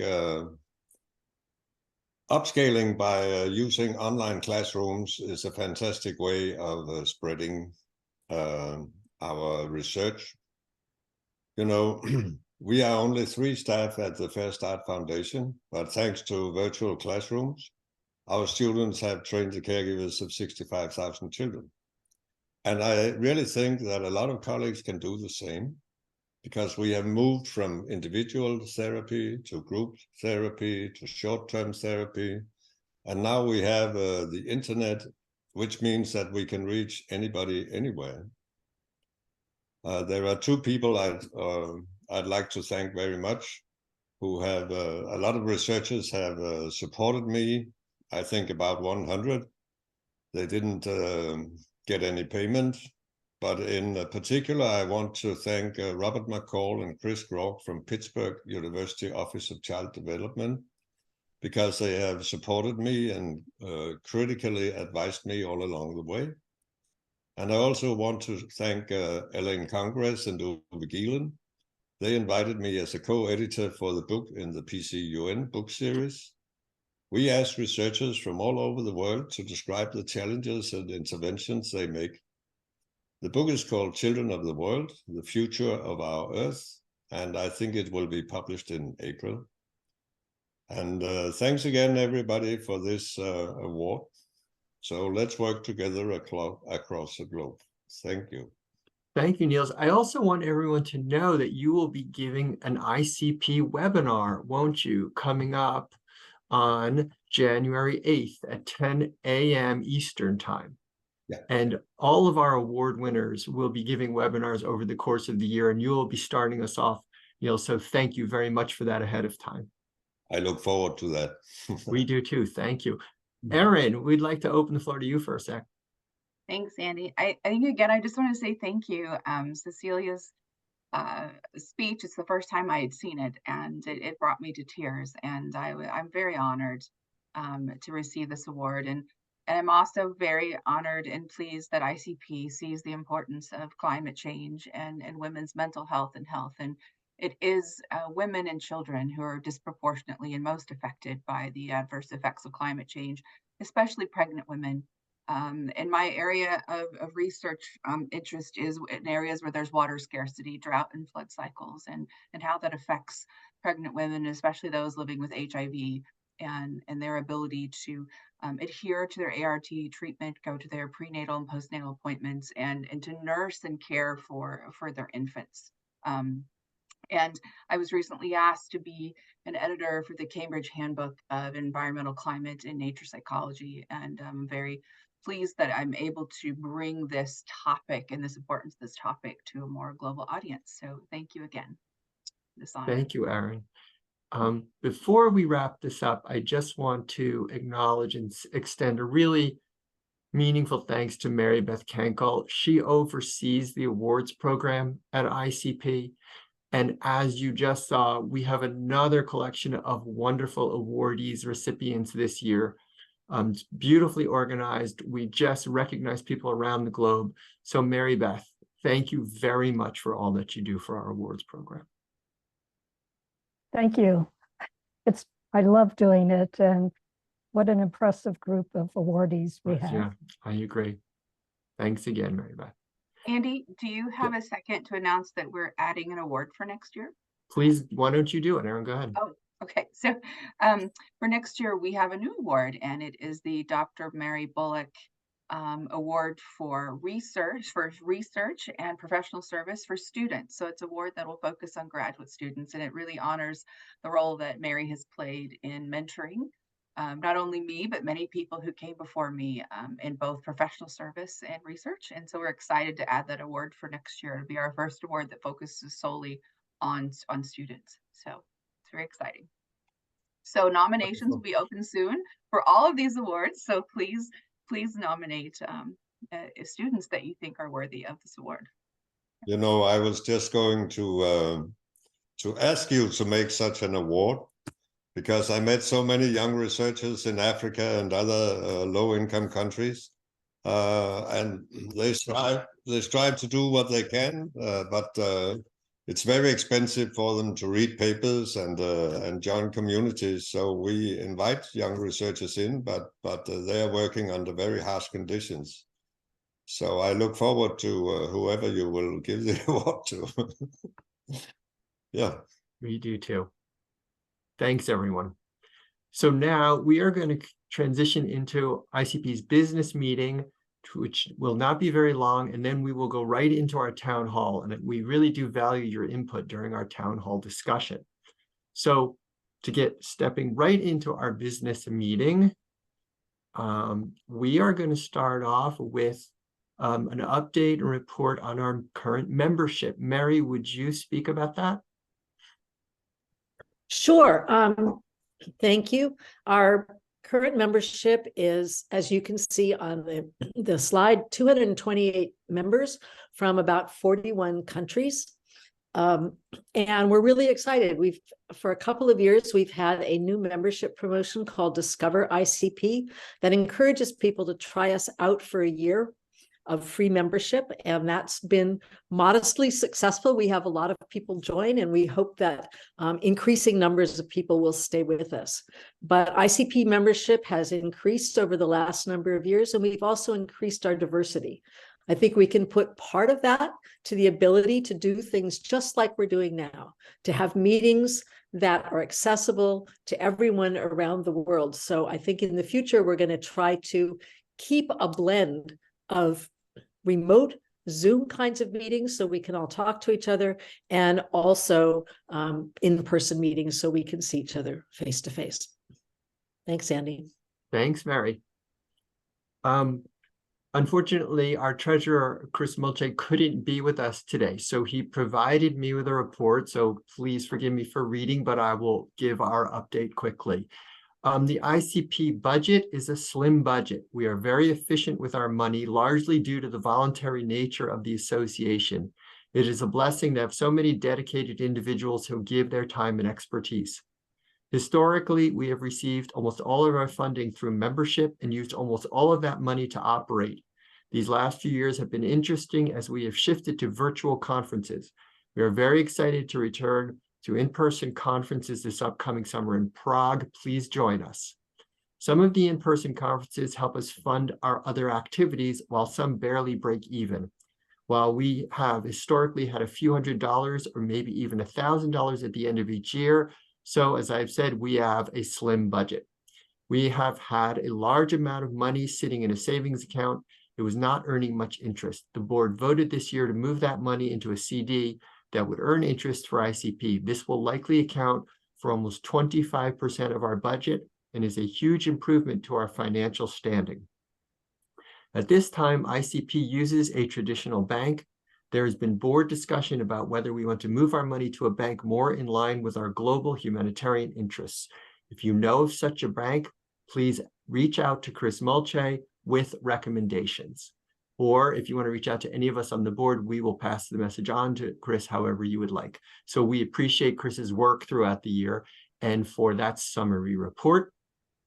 I would like to just also give a couple of updates that were alluded to at the intro, and Mary has up on the slide here, that our newsletter has a new format, and part of the exciting piece that we're bringing in 2024 is that we're now going to be accepting brief articles for peer review. Brief means 900 words or less.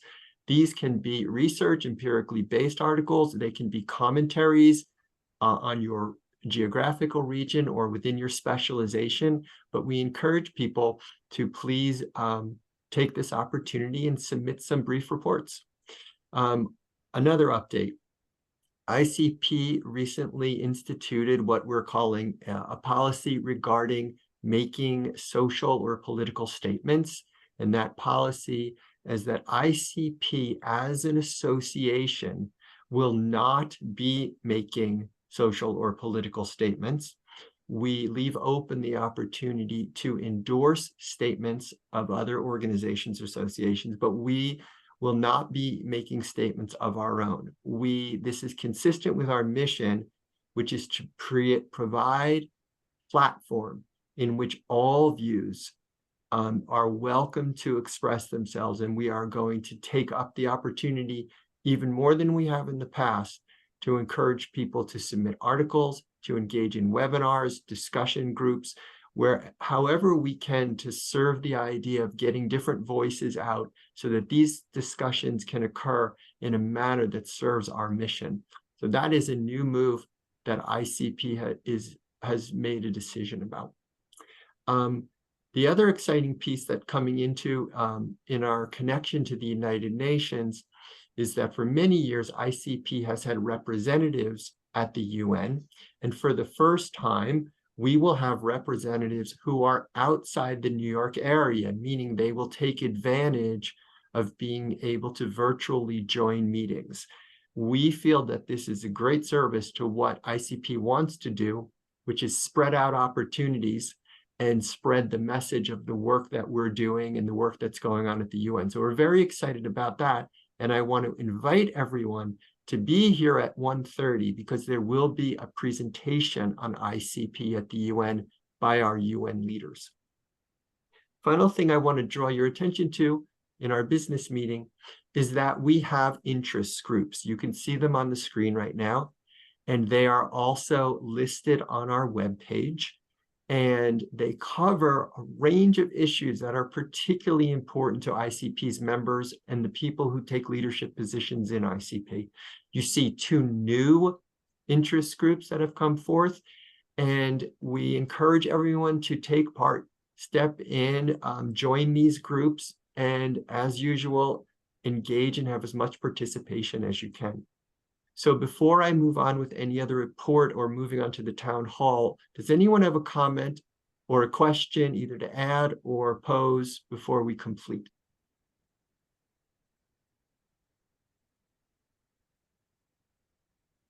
Okay. Also appreciate that Erin just put in the chat our meeting next July. So thank you. Iriana, please go ahead. Good evening. Do you hear me? Yes. Can you see me? Yes. Yeah, hello. First of all, maybe I should send you a warm greeting from Vera Lübkay. To my knowledge, she was the representative from Austria. Today I attended a seminar of her. Originally, I'm a refugee from Belarus. Now I'm living in Austria. And my small organizational question is, who is right now a person I could contact for the agenda of ICP in Austria, or how does it work? Maybe it's not the right question for the moment at the conference, but No, this is a fine question. We have area representatives, and I don't have in front of me right now. Does anybody on the board know who the area representative is? It's possible that it is Roswith Roth, who is in Austria, in Vienna, and who is our representative to the UN there. But Irina, I think we'll have your contact information as coming to the conference, and we'll put you together with her. And if there isn't a representative in Austria, then we'll work with you, which would be thank terrific. you very much. Thank you very much. Thank you, Mary, and thank you, Irina, for the question. Great. Irina, Anyone please, else? please Go put ahead, your Mary. email. Please put your email in the chat just in case we miss it. Thank you. Thanks. Okay, so if not any other comments or questions, let's transition into our town hall discussion. And again, encourage you very much to contribute to our kind of learning for ICP so we can make decisions and move towards new programs in the future.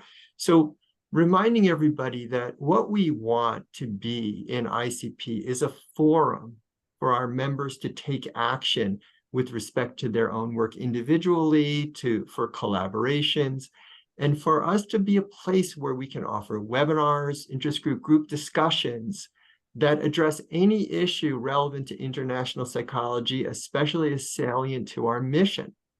So in thinking about the coming year and the years after, I'd like to know, are there any particular themes that you would like to see come to the front, whether it is with respect to something we're discussing at our upcoming conferences or webinars you would like to see held and scheduled by ICP, discussion groups? I'd like to open it up to your creativity and get your ideas.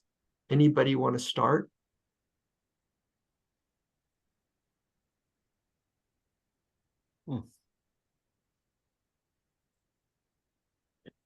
Elaine, go ahead. You're on mute, Elaine. And while Elaine's getting here, if everybody puts their view on gallery view, we can all see each other during this conversation. Great. Okay, great. Okay, now I'm set now. Yeah, I just wanted to say, I think that health is a major issue. I mean, this is now a special interest group, which I'm going to be heading, and I'm going to be looking for all of you to, maybe participate. So please, if you're interested, email me. We have done it in the past, and we put in on a webinar with the kind of health experts from around the world. And anyway, I really would recommend that this be. We're very concerned about mental health, and this is really challenging for many people around the world. And I really think this should maybe be a main focus for one of our future conferences. Great. Okay, thank you.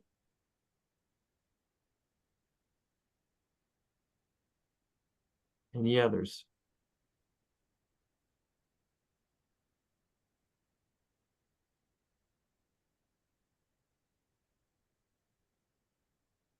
Go ahead, Nancy. Fits in with what Elaine was talking about health, but I was thinking specifically health related to natural disasters. With climate change, we have many more serious natural disasters that are happening. And I think we have so many that we kind of go from, we forget that one happened here, and then we have another one that we're paying attention to, and then another one. I just think that would be something that we want to look at because it's happening across the globe, and so many people are affected, and just it's my thought. Great, thanks, Nancy. I see, is it Jay eBay?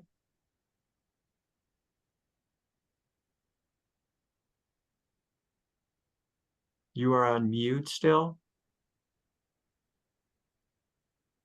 There you go. I'm sorry.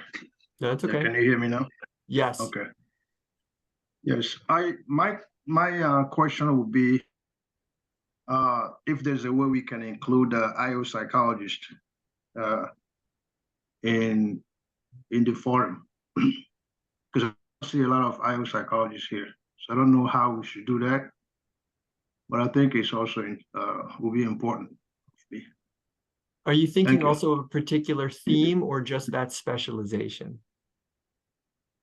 Well, we can also link it back to mental health in the workplace. Got it. Yeah. Okay, very good. Good, thank you. Good. Anissa, please. Oh, did you want to say more? No. Thank you, that's it. Oh, okay, thanks. Anissa, you're on mute. Yes, so I would like to add that right now there's a lot of importance is being given to depression and anxiety and some of like this mental disorders like this, but I feel like more importance needs to be given to the reason behind or the psychological explanation behind deviant behavior and why crime happens.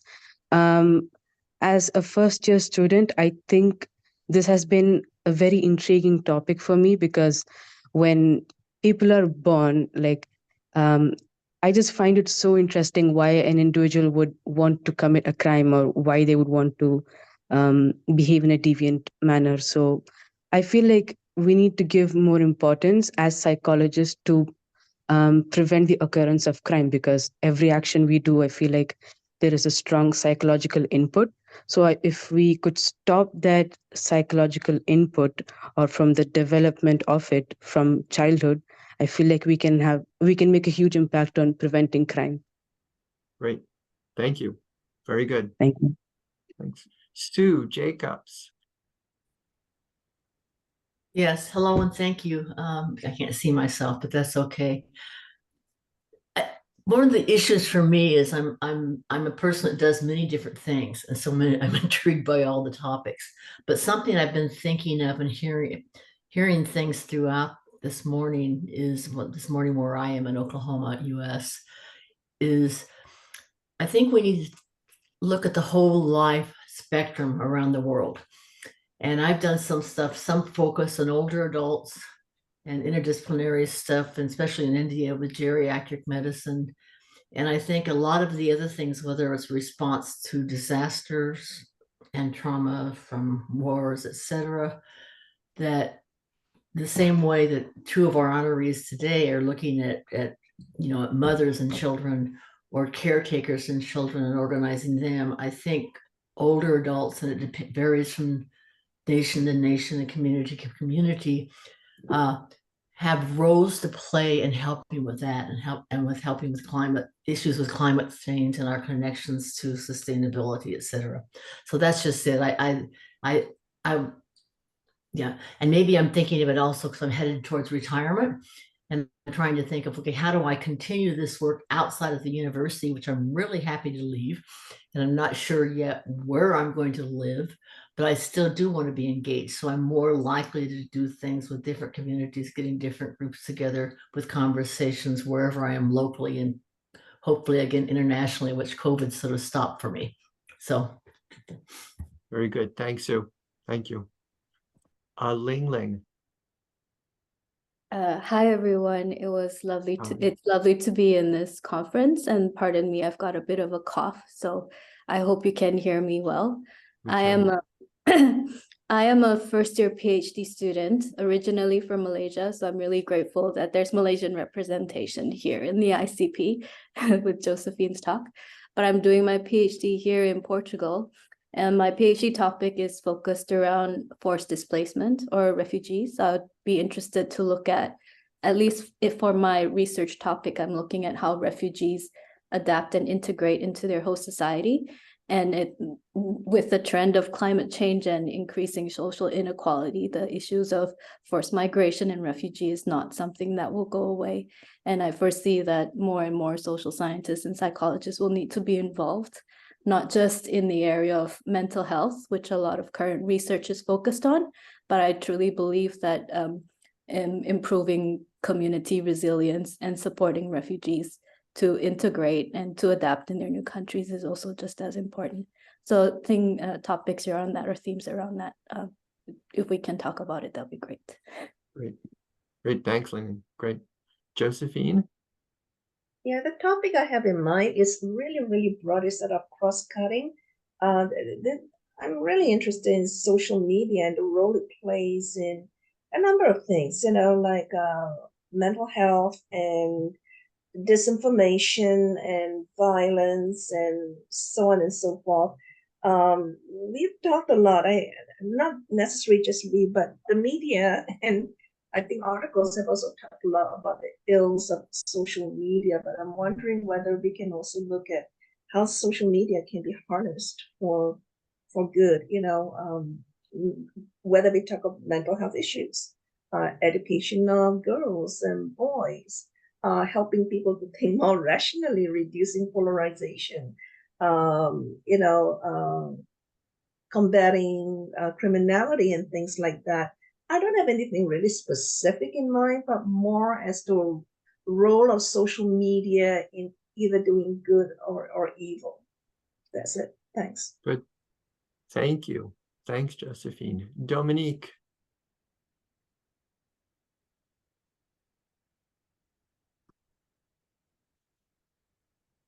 Coming. Good evening, everybody. Hi, this is Dominique, reporting from Abu Dhabi these days. The thing that's been ongoing and we seem to need to jump into at some point or another is looking how AI is going to be impacting psychology world overall, and what stance do we want to take on it, or how do we lean into it so that we're better prepared for it, because whether or not we want it, it's going to happen. So perhaps we should start looking into how to do something, because it's happening. No question. Thanks, Dominique. Elaine? You're on mute, Elaine. Okay. Well, you just said what I was going to say about, I just think, just in terms of AI, we can't think of it as a big bad enemy, that somehow, students are going to be, it's going to take over us. We're not going to be able to think. Students are going to be just using AI to write papers. In other words, it's something to be avoided. I think it's here, like it or not, and I think we can benefit from it. And I think AI can work for good. And I think it really behooves us as a psychology organization to really maybe learn more about it. So I would kind of recommend, maybe in a future conference, I don't know if we want to make it the whole theme, but at least I think that should be part of the program to explore more and learn more about AI. Very good. Thank you. Tony? Thanks very much. It's been a wonderful conference.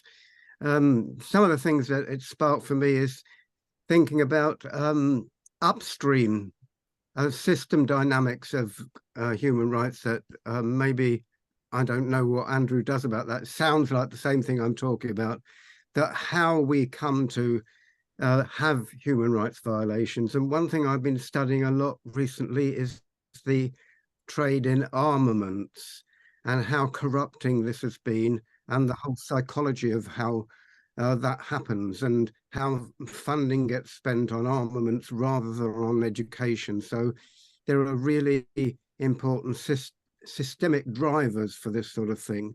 I think a lot about prevention and public health in terms of psychology, but I think in terms of how human rights are damaged and violated, we need to think about these upstreams and systemic things. So I think that might be a useful theme for us to think about. Oh, very good. Very good. Thanks, Tony. Niels, go ahead. Yeah, thank you. I think, well, I'm writing a paper at the moment for Psychological Trauma, APA's journal, because it's just to illustrate how our international work and implementations returns back to our research and our concepts. Because what I write about in this paper is that I think the definitions of stress and trauma and resilience and post-traumatic growth are ethnocentric. So one challenge I had was how do you make definitions that are understandable and valid no matter what culture people live in? Because these are very Western terms, and in a lot of countries, I mean, some of the people I work with, they never heard the word stress, they never heard the word trauma. So in this paper, I'm going to try to find some definitions that are more universal. I think our work in the future, also in ICP, will work back on the way we do research and the way we define terms and the way we define international standards for example, education. And I look very much forward to that. Okay. Very good. Very good. Just want to, if it piques anyone's thinking about, we're always having discussions in ICP about what do we as psychologists bring to all of these issues, or what opportunities do we have, skills, knowledge, experience that other professionals don't, that they bring a different angle. But what do we bring, and what opportunities are sitting there for us, or for us to create, that ICP can serve as a platform for?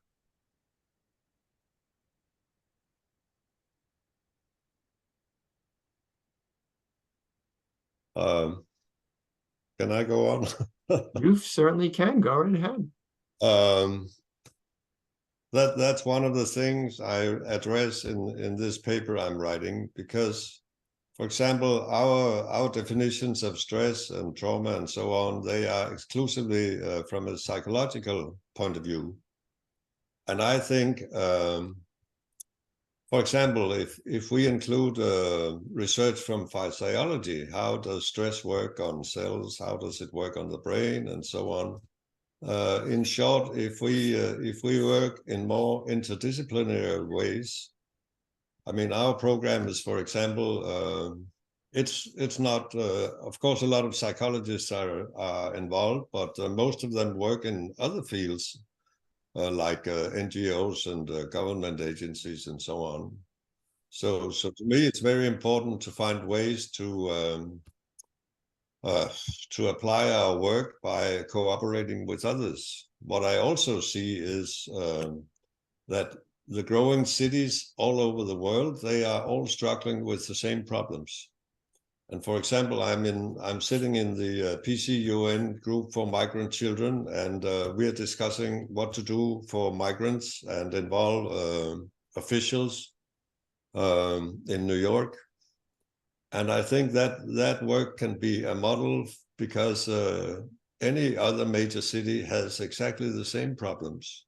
So we should also go into networks where cities try to solve their growing problems, like water, sanitation, and of course mental health, because that's a way to apply our knowledge more effectively. Yeah. Very good. Very good. Sue. Yeah, I just want to really agree with Niels that I think we probably come from different facets of psychology. I'm a counseling psychologist, but I was trained in behavioral medicine and health psychology. And I've long, before I went into psychology with a PhD, I was a social activist. Pretty strongly, my whole life was activism around a lot of social justice issues, and it continues to be. And so I think there's differences within psychology, but we bring something to the table. But I think it is highlighted when it's an interdisciplinary, and it's in not just other professions, but also in conjunctions with communities. And I want to go back to what Aaron said somewhat and others in terms of climate change.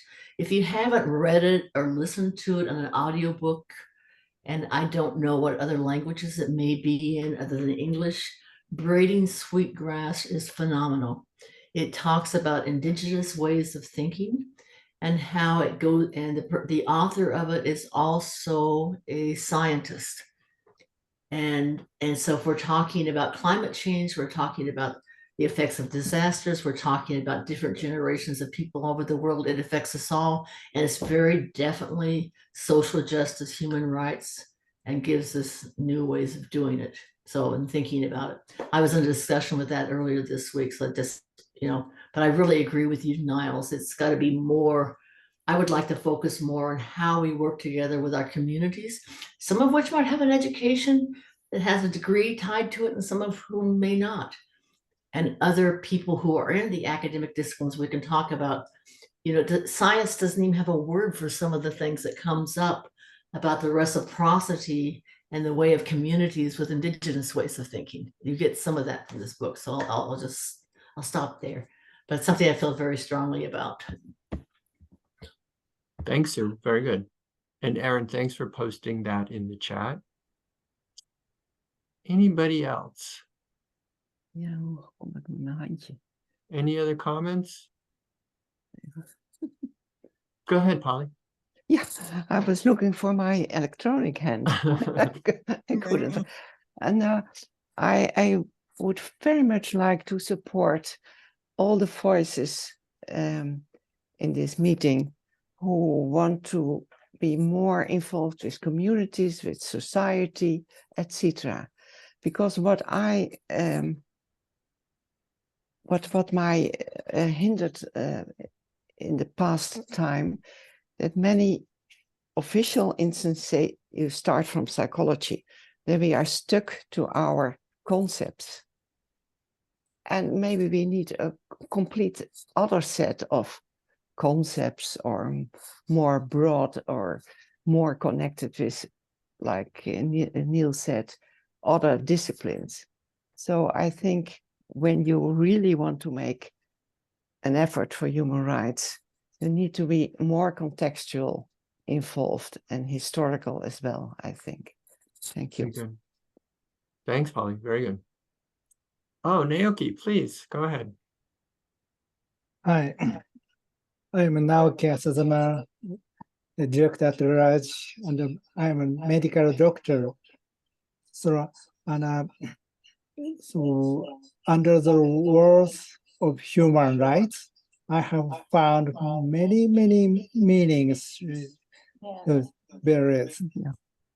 So, and my concentration, my concern is to go for the human rights and health and wellness from a cross-cultural and the interdisciplinary perspective. So I'll do my research on using the interest groups, and I would concentrate to do this. Great, thanks, Naoki. Very good. Any other comments? I do want, oh, Anissa, go ahead. I feel like in psychology, there are certain phenomena. So, for example, we can use the mechanism of classical conditioning in many different fields. For example, we can use it in education as well. So when we use the principles of classical conditioning in education, it can improve how quickly children learn, or like how they learn certain things. So I feel like psychology can be like the principles of psychology can be used in various different fields, and also organizational psychology. I feel like we can use, again, a lot of psychological principles to boost how employees work and their efficiency. So I would like to add these 2 points. Great, thank you. Um, Go ahead. If you want to make an online program yourselves, I put a link to the recipe in the chat. That's great. Yes, thank you. Judith. Yeah. Sorry, I got distracted. I forgot what I was going to ask, but it just that I agree with lots of what's been said about collaboration with other groups. Oh, I know. One thing I do think psychology can bring to the table is our knowledge about research and how to find empirical evidence for different programs, etc. So I think that's something that we do bring to the table. Great.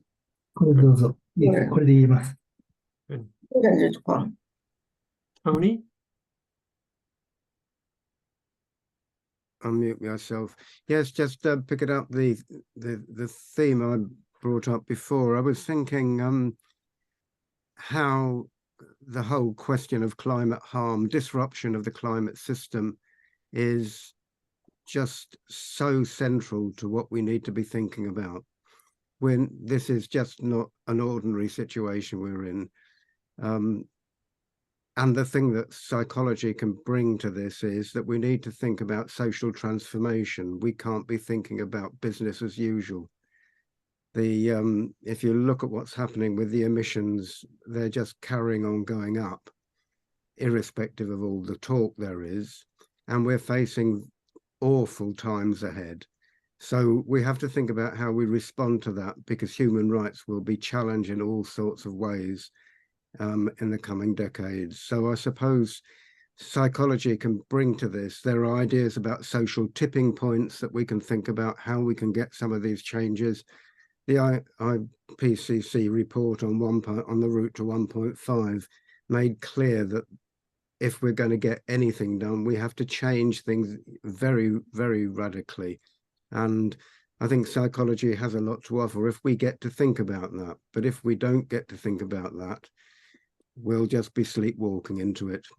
I think the UN Secretary General has been talking about opening the gates to hell and various other metaphors. I think we really have to have that front and central, really. Thanks, Tony. Good. Michiko. Let me talk a little bit. One word. Thank you very much for many things, many talk. And I have realized that there are many concepts, many factors affecting human rights or social justice or human dignity. And I remember that one time at the board meeting of the ICP, we talked about something about the concept. We have to grasp the concept of the human right or something like that. And I started to study on that, how many and what kind of human concept regarding human rights or human justice or dignity or like that. There are various various angles we have to see, we have to approach, and we cannot do many at one time. So we just now talked with Naoki that we would like to concentrate on one project. For example, in the interest group, we like to concentrate on one project regarding human rights, making travel to our wellness. So we are motivated to work on that, especially on the interest group, which is going to be very important activity, one of the very important activities ICP. Thank you very much, all people who are letting me listen to your talk and to your idea. Thank you again. Thank you. Thank you, Michiko. Very good. Eva. Hi. Hi. I just wanted to say, I think something that many of you know, that if you don't want to focus only on what psychologists can contribute to other professions and other subjects, at the UN at least, what you can do, and many do, is they join committees that are not structured around a particular profession, but a particular subject. For example, our committee on NGO Committee on Migration, just as an example, you know, it has psychologists, but it has you know, legal experts, social workers, humanitarians, and each one brings their particular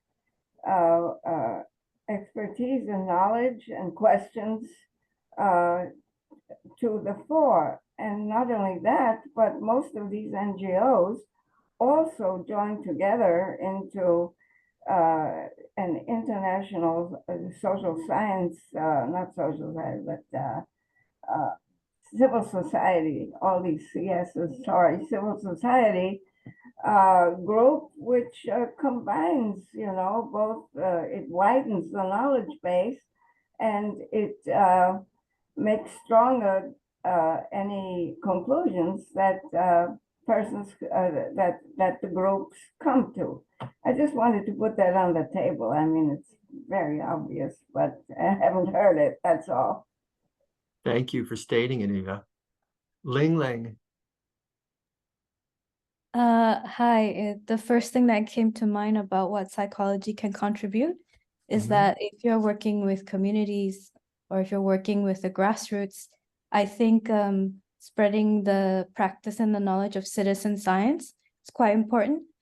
So like people who are not psychologists will be able to critically analyze the information that they're receiving in their world from the media, from their community. And perhaps they can also practice basic science just to prove or disprove social processes that happen in their community, which maybe many psychologists won't be able to access because their contexts are very different or in rural places and so on. So I think promoting citizen science is one thing, I think. Yeah. Very good. Thanks, Ling Ling. Really good. Mary. Thank you. It's really wonderful hearing this discussion of being multicultural and being community-based and very broad in our thinking. And I think one of the things that's been a challenge for us as psychologists is making what we do go to scale. I know Niels talked about how to find out if your interventions really can make a difference in a large scale. So one of the topics I would love for us to approach is how do we take our ideas about how to change behavior and how to change minds and how to talk to communities and take that to a level that allows us to have an impact. Great. You know, just to add that we all talk about, and many of us have done advocacy training, but it still tends to be very small and very local. So I know we kind of make inroads at the United Nations, but if we can figure out how to harness what we know about communication and changing behavior to take it to a large scale, that would be an interesting direction.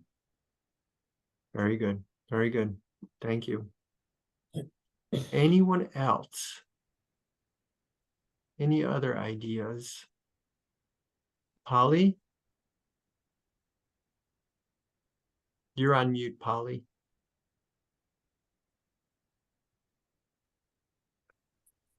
To add what Mary just said, one of the things is that we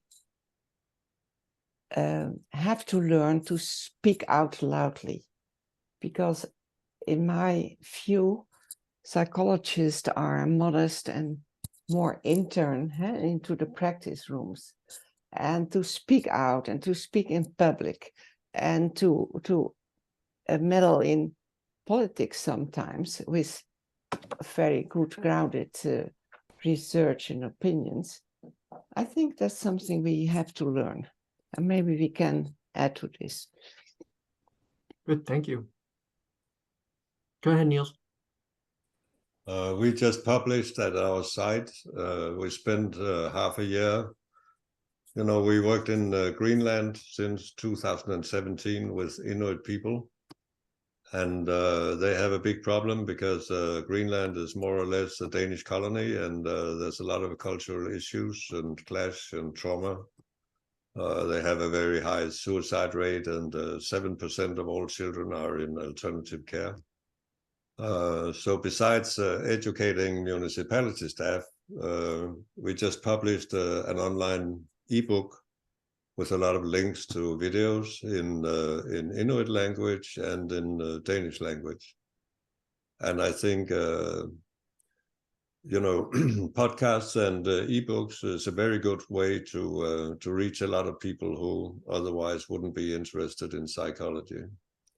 The book is about, you know, simple advice for everyone, how to make children feel secure and how to meet insecure behavior in children and support families. And then there's a lot of interviews with local people, leaders and parents and young people and so on. But that's one way of getting out there. And you can always put a link to an ebook on social media and so on. So we had very positive responses from all over Greenland when we published that book. It's free. That's one way to do it. Very good. Thank you. Elaine. Hello. Sorry, can you hear me? Yes. Thanks so much for a very stimulating discussion. For those of you who are able to remain, you will see that much of what was said will be reflected in my talk. It's as if I put ChatGPT to listen and do a short version of what was said. I found it very interesting. But in tandem to the last question about how do psychology do more, we tend to be very inward facing. We have webinars and seminars and presentations for us, and we don't have much of an outward face. Yet we have created the marketing industry that have very much an outward face. So I would challenge you to think about that. You have given them the instruments to have a powerful outward face that changes lives, that influences behavior. And we sit here and we say, how do you do that? I'll just leave you to think about that, because Thanks, Elaine. I'm sure you can. Thank you. Anyone else?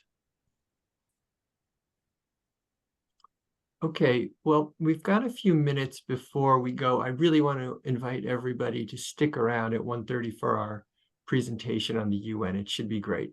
But I would like to acknowledge that in a couple of weeks, Polly Hagenars will take over as ICP's next president.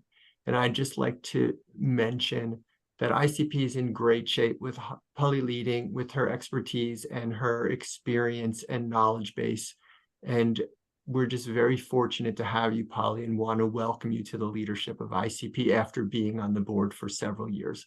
So congratulations and thank you. Thank you, Andy. Mary, can I share? Well, yes. As it turns out, there is more. There's more. Yes. Oh.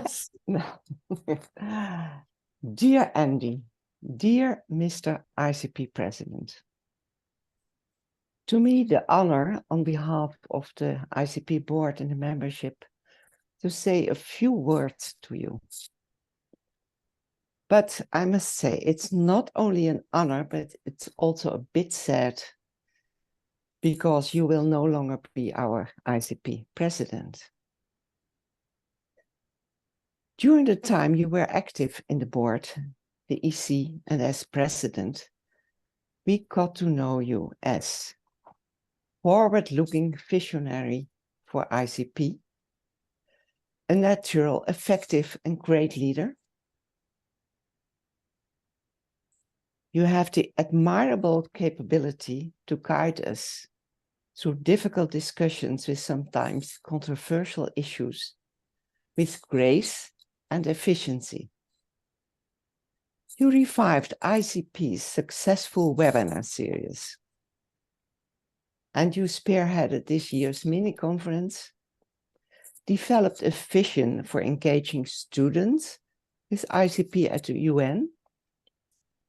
You facilitated the discussions during our strategic planning exercises, leading to the current 2022-2026 5 years ICP strategic plan. We know you as a creative and innovative thinker, but at the same time, rational, thoughtful, open-minded, and on a personal level, a wonderful colleague. Kind, considerate, working well with everyone, and friend of many of us. I wish you all the best, but most of all, thank you, Andy. And how can I even think about succeeding you? Thank you. Oh, thank you very much, Polly, and everybody. I very much appreciate your words. Thank you very much. It's been an honor. Ditto, bravo, bravo, thank you. Thank you. So we can take just a couple of minutes. I appreciate all of you, and that recognition means so much to me, so thank you. A clap. Thanks, everybody. So, as I said before, now please stick around at 1:30. We're going to have a very informative, exciting presentation on what's happening with ICP at the UN. If you want to just take a couple of minutes, please do it, but please be back in front of your cameras at 1:30, and we'll just see you soon.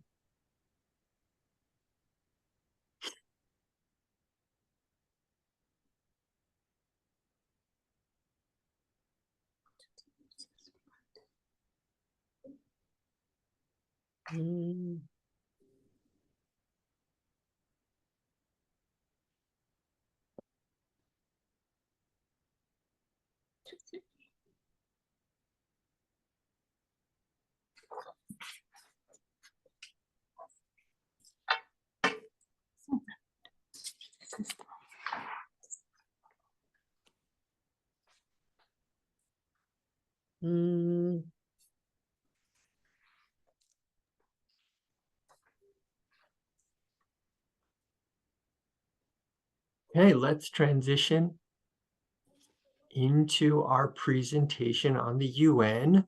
And I'd like to turn the session over to Elaine. Elaine, are you here?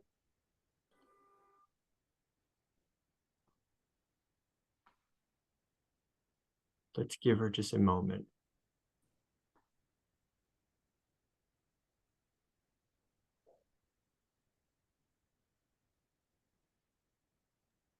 Hi, Elaine. Hello. Glad you're back. We can turn it over now and you can begin your presentation. Okay. Well, welcome everyone to a presentation on what ICP representatives are doing at the UN. Mr. President, Secretary General, board members, members of ICP and friends. It is my distinct pleasure to introduce briefly to you the ICP representatives working in New York.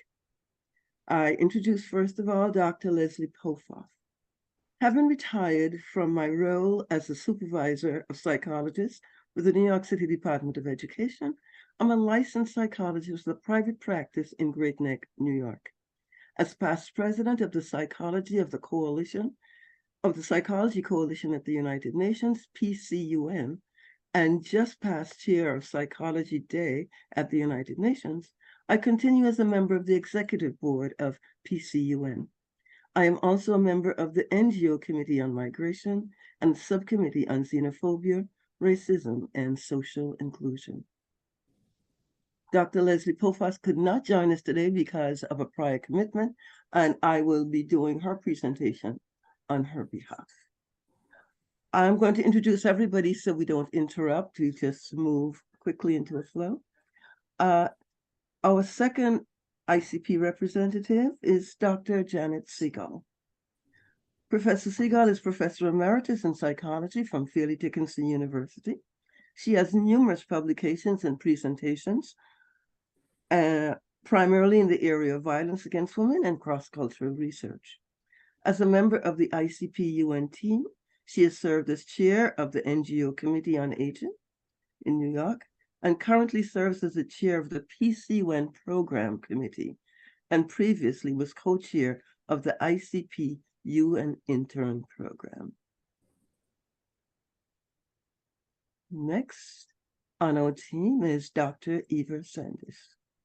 Excuse me, I have a bit of a cold.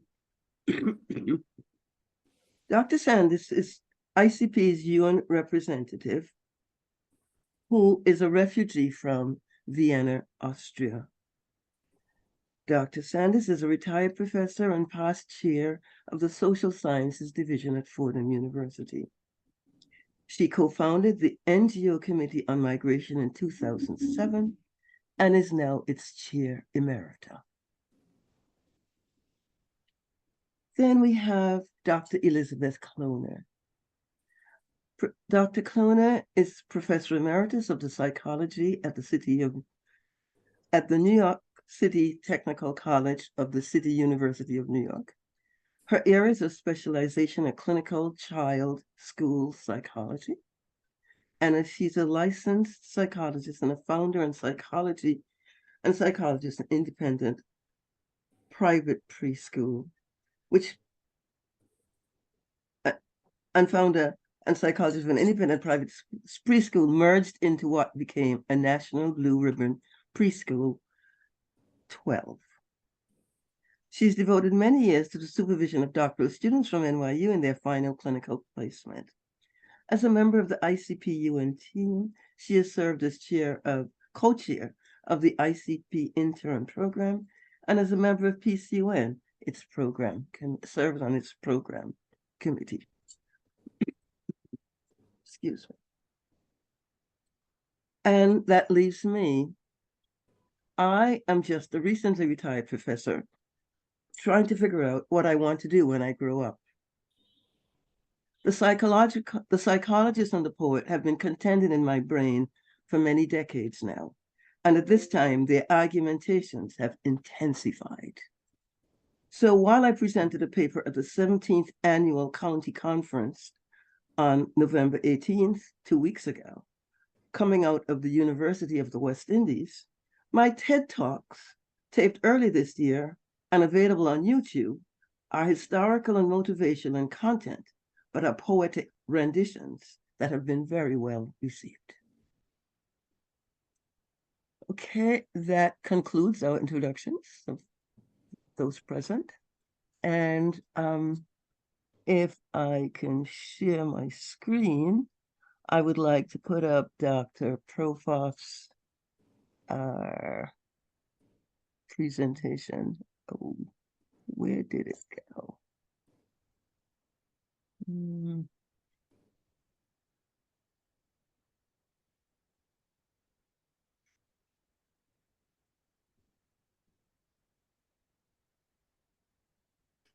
If you'd like, Elaine, I can put it up from here and you can just say when to go to the next slide. That would be very helpful, Mary. Thank you so much. Dr. Belloc is the backbone of ICP. Thank you. She's always on the case. So this is going to be a brief introduction to psychology at the UN. And we'll go to the next slide. And here we have the objectives of the UN as Dr. Profar laid them out: to foster peaceful relations between nations and work towards a global peace, ensure and protect every individual's fundamental human rights. The Universal Declaration of Human Rights was adopted by government in 1946. I should mention that Eleanor Roosevelt was very instrumental in getting all of this together. She's one of my heroes, and I write about her elsewhere. Work towards the achievement of the SDGs, eliminate poverty, disease, and illiteracy, big goals. Stop environmental destruction, as COP28 meets, and provide humanitarian aid where needed and uphold international law. Next slide, please. Thank you so much. Here we have the 17 Sustainable Development Goals that we developed. I'm sure you're familiar with them. We don't need to go through, well, maybe I'll just read them off. Let's not make assumptions. So the first one is no poverty, zero poverty, zero hunger, good health and well-being. You're going to come back to the well-being a little later. Quality education, gender equality, empowerment of girls and women. We talked about that today. Clean water and sanitation, affordable and clean energy, decent work and economic growth, industry, innovation, and infrastructure, reduced inequality, sustainable cities and communities, responsible consumption and production, climate action, disaster risk reduction and recovery, life below water, coming from Antigua, I appreciate that, life on land, peace and justice, strong institutions, and partnerships to achieve the goal. I think I will be in heaven when those are achieved. Next slide, please. Here, Dr. Profar identified in dark blue the ones that she identified as being connected.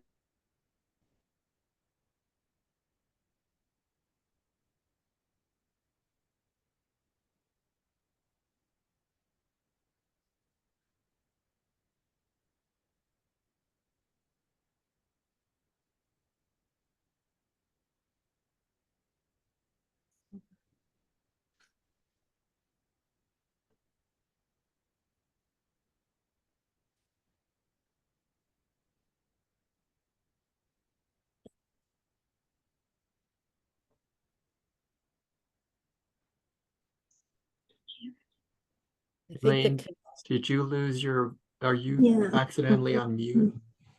No, I think her connection is frozen. Oh.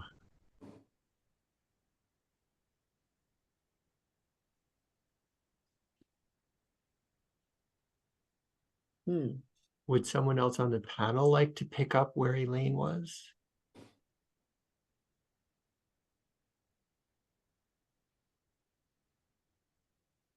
I think the SDGs people can look at themselves without us until she comes back. Hopefully these are the ones that are directly tied to psychology and ones on which we have something strong to say. Yeah. Can I say something? This is the other Elaine. Go ahead, Elaine. Yeah. I'm not on the planning committee, but I think Elaine, or the other Elaine, really identified the important areas that psychologists are most involved with. But we're also, everything is very linked. And so we're also involved with, for example, the one about sustainable cities and communities. This is something psychologists also are involved with, perhaps not as much as some of these other issues that are in blue, but we really connect with every one of these SDGs. Thanks, Elaine.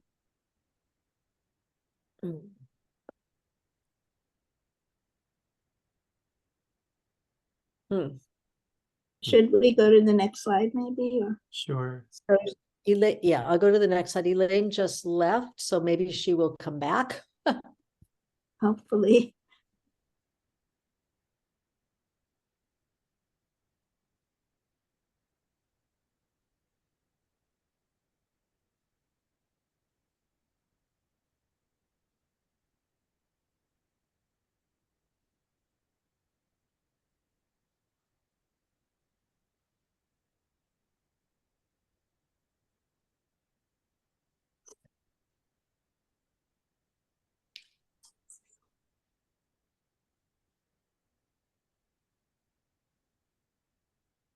Irina?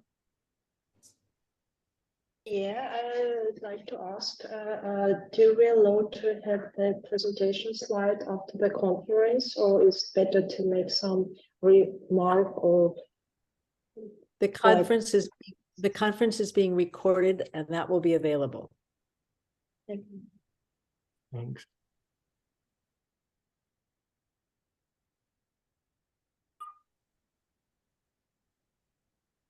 So is there anyone else who can pick up where Elaine was, or should we just wait for her? Well, we can go through the slides. I think they're okay. Pretty rich. I guess this is. And WHO, we often have speakers from there in some of our programs, so it's very much connected to us. Good. And as you know, WHO is part of the UN system, and Right. WHO has come out with a very strong orientation, which is called a rights approach to global health. So it's very compatible with thinking about the Sustainable Development Goals, and it's very compatible for psychologists to think about how to put health and mental health together with human rights. Also, one of our organizations was very, involved in the mental health. There was a mental health initiative that was passed, and I wasn't personally involved, but they did a lot of advocacy work for that. So it's clear that the UN needs people to focus a lot on mental health. They do a very good job with physical health, but mental health, I think it's an important thing that we can contribute. Right. So actually there is the 213 Comprehensive Mental Health Action. Okay.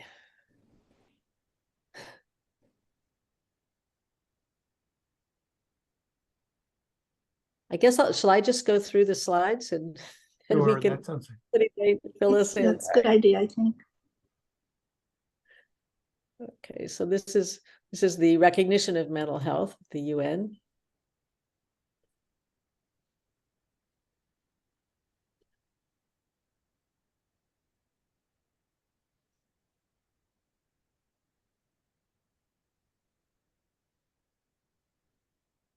So I suppose the thing to say about this, for those of you who do not know, ICP is part of the civil society voice in the United Nations deliberations. As you may know, the members of the United States are member states. So the decision makers, in a large sense, are national governments who make decisions about United Nations actions. But there's a role for the voice of civil society to try to influence and have discussions about those deliberations. And ICP, along with many other non-governmental organizations, is part of that civil society voice. There's several thousand NGOs who are accredited.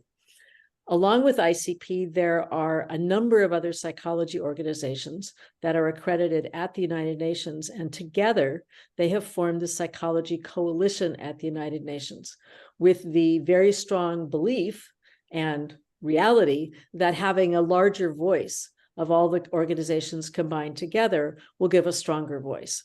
So the Psychology Coalition at the United Nations meets regularly, and they talk about the goals, the initiatives they want to accomplish. And what Janet just talked about, passing a resolution on mental health, was something that the Psychology Coalition was very involved with talking to missions and trying to get their support for this resolution. The Psychology Coalition also each year puts on Psychology Day at the United Nations. If you haven't attended it, you should look for it this coming April. It brings together psychologists and NGOs at the United Nations missions, and United Nations staff to hear about psychology's take on a variety of topics. I believe this year is going to be the 15th Psychology Day. I'm actually going to talk about it. I Okay, don't think so so. we'll- I think it's the 17th, but I'm not positive. But Okay, so we'll keep and going. I will talk about Psychology Day at the UN, yes. Oh, and here are the member organizations. Just so you can see, it's very broad, very international.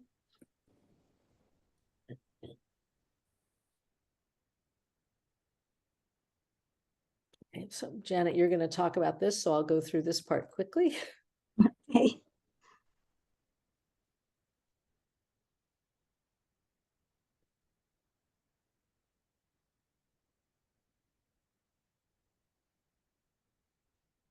We should also mention publications. That's a new one you may not have known about as a part of PCUN. The PCUN has publications, right? Yeah, and that's a series that I run at the United Nations. Yeah, I was going to say Lane Congress. Yes. So one of the ways that representatives from NGOs participate in the UN community is they join committees that are NGO committees that are associated with the large United Nations commissions that deal with the topics that you're seeing on the screen here, and many others as well. And I'm sure you guys will probably talk about that, so I'll keep going. Psychology Day at the United Nations. These are recent themes. Well, there is now a new thing.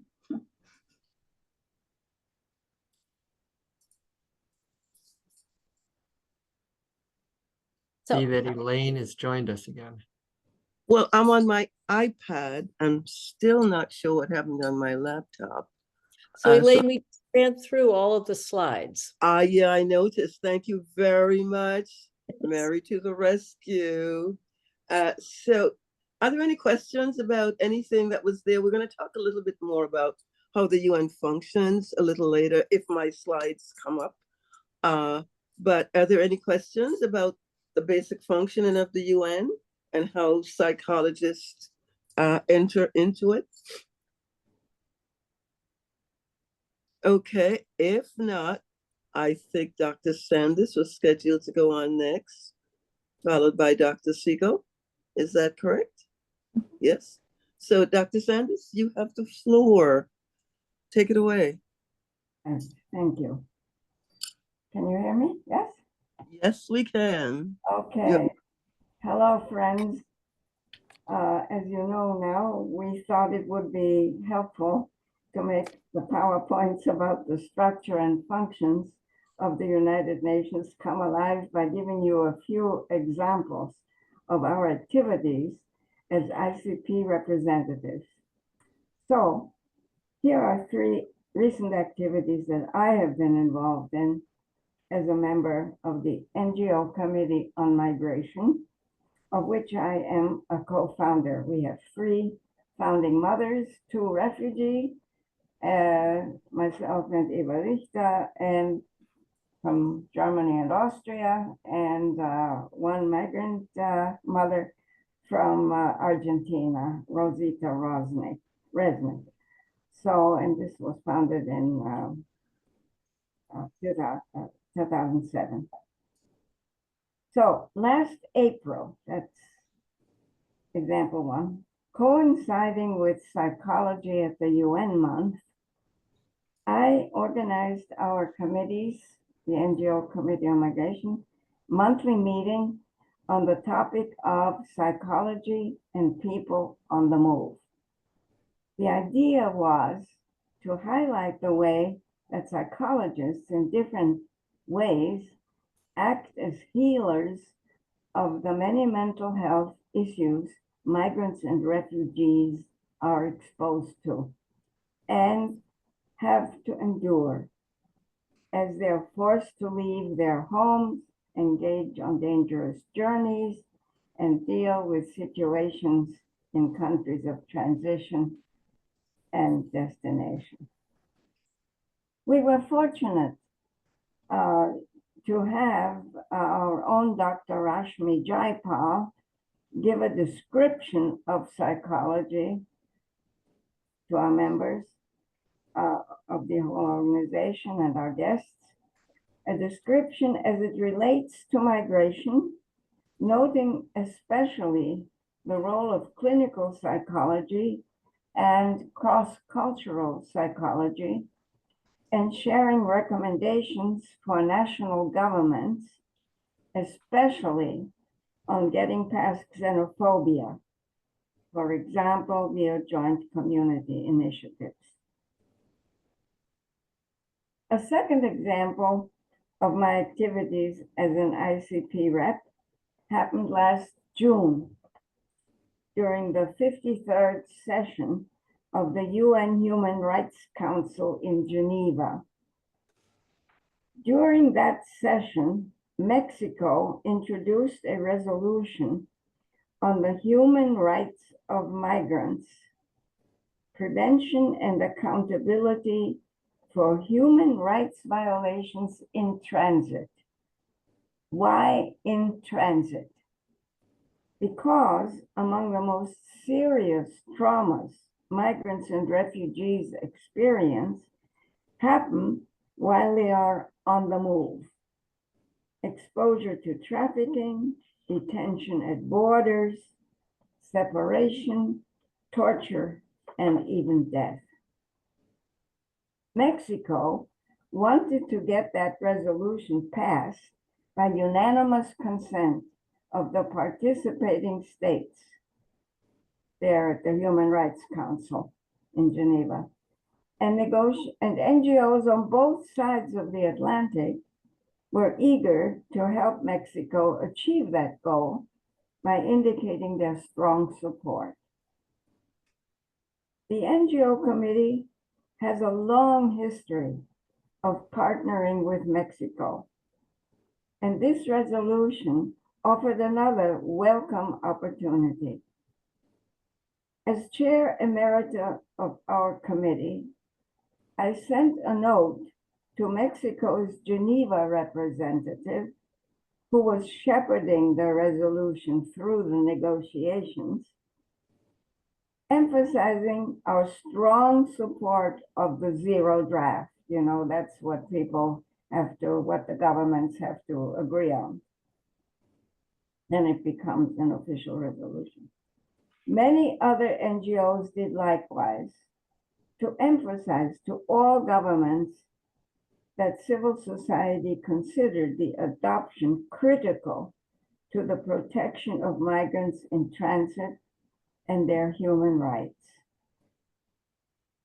Sometime later, we received a thank you from the Mexican representative in Geneva, saying that our support and that of other NGOs helped to persuade the negotiating governments to pass the resolution by unanimous consent, giving migrants in transit a legal instrument providing accountability for human rights violations in transit.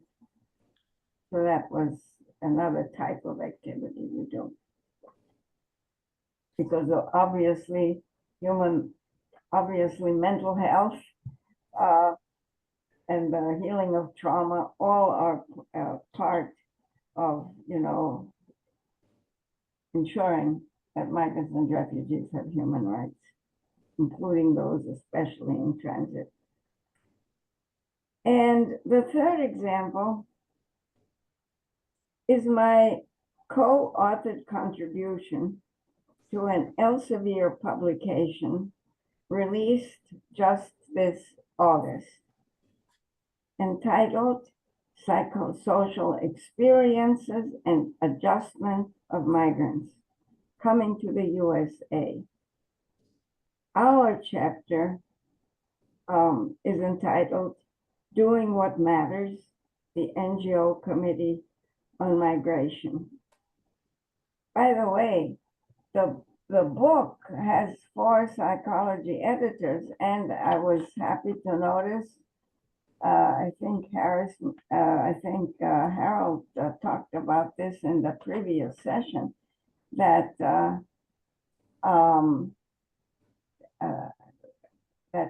Grant Rich, who is the main editor, just won the Francis Mullen award, right? So this year. Now, the co-author with me of our contribution is John Bingham, a lawyer and our committee's Geneva representative. I have to say, really, that he died suddenly a year ago from COVID, despite being fully vaccinated and only in his early 60s. So it's a devastating loss for us. Anyway, the book has 3 sections. First, on the historical context of migration. Second, on migration to the USA. And third, stakeholder roles by governments, UN agencies, and civil society, advocacy, and the way forward. Our contribution is part of that last section.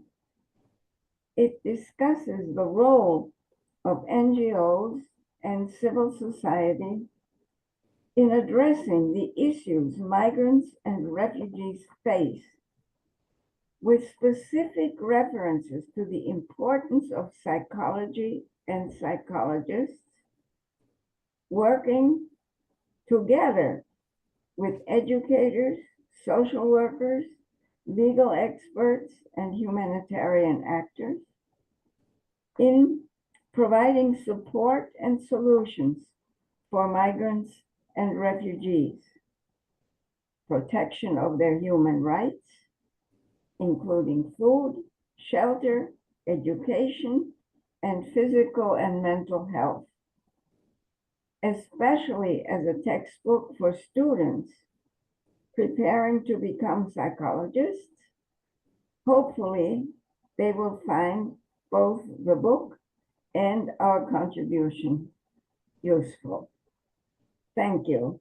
I just want to add that I was really so gratified by the awards given today because, for example, Tara Peer herself had a project that dealt with the experiences of migrants in 3 countries. Then we just talked about Grant Rich, who was an editor of this book, among many other things. Dr. Niels Reigard, who got the International Human Rights Award for his support of children, and what is more important than migrant children, we see that now in all the conflicts that are going on and what is happening. And furthermore, the Early Career Award to Dr. Erin Cameron, who not only works with us, but she also is very much interested in the impact of the climate change and its impact on migrants, refugees, and everybody else for that matter. And so it is very appropriate for the current issues that we are all concerned with. I hope this helps. Thank you.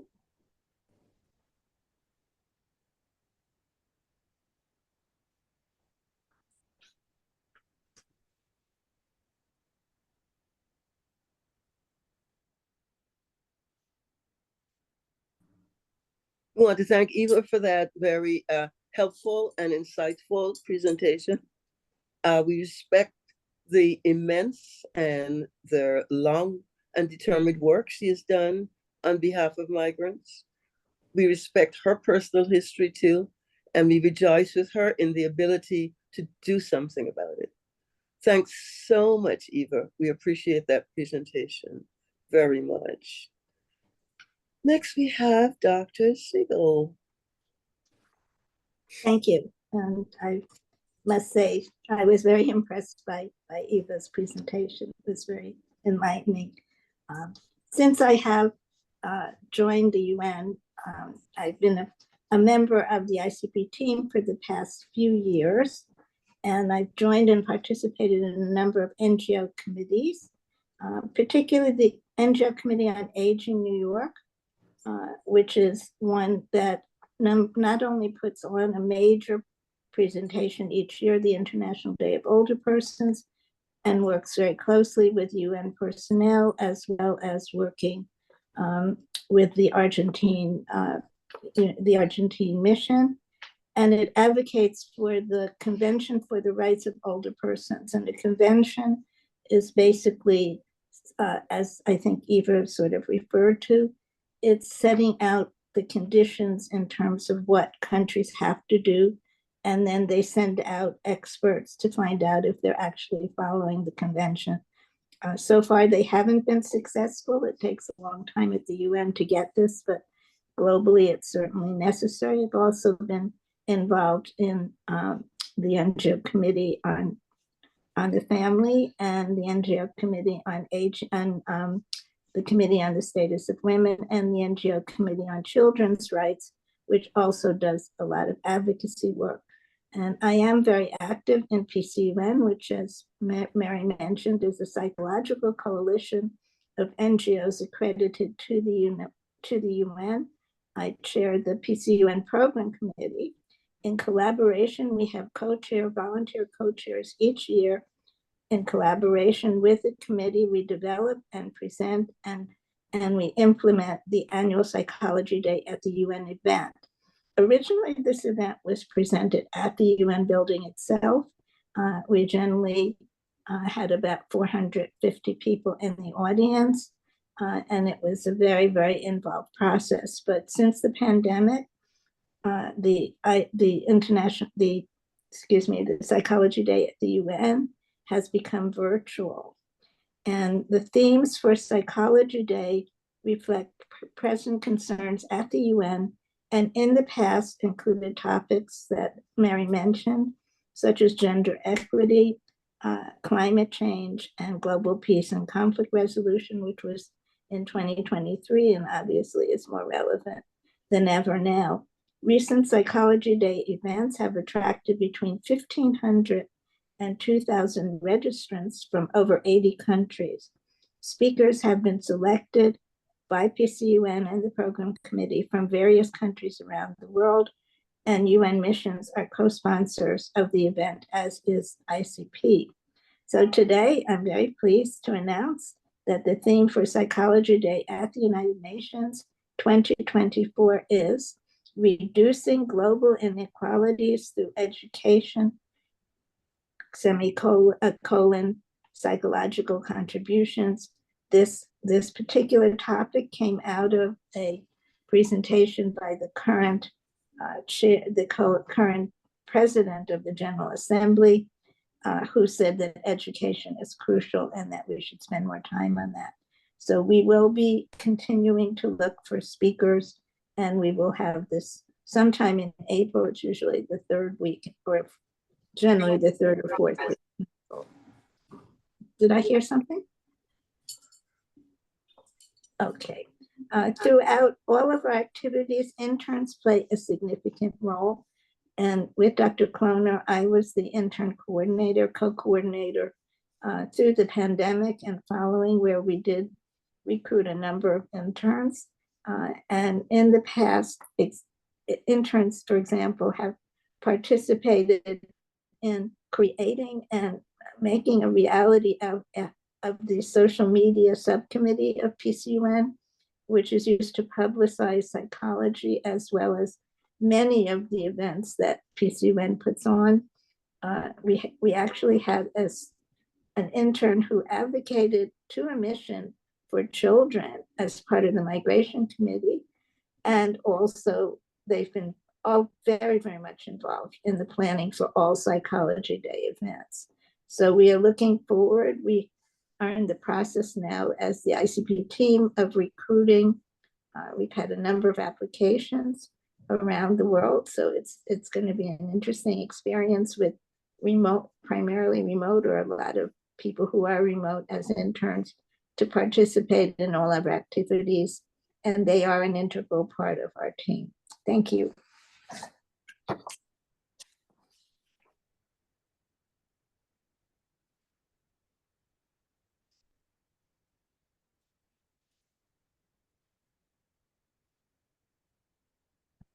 Okay, that's it. Can you hear me now? Yes. I'm back on the computer, so I'm making all of the tiny adjustments. Thank you so much, Dr. Siegel. Dr. Siegel has been a vital part of PCUN. She served on many committees, as you heard, and right now she's the driver of Psych Day. She did a wonderful job last year, and we're looking forward to another great year this year. So thank you, Dr. Siegel, for all you do. We appreciate you, and we know that you've been one of the long-serving members, though not quite so long as Dr. Sandis. Not quite, but thank you for that. Okay. We're not competing here. We're appreciating everybody's contributions, but we just like to give everyone their due.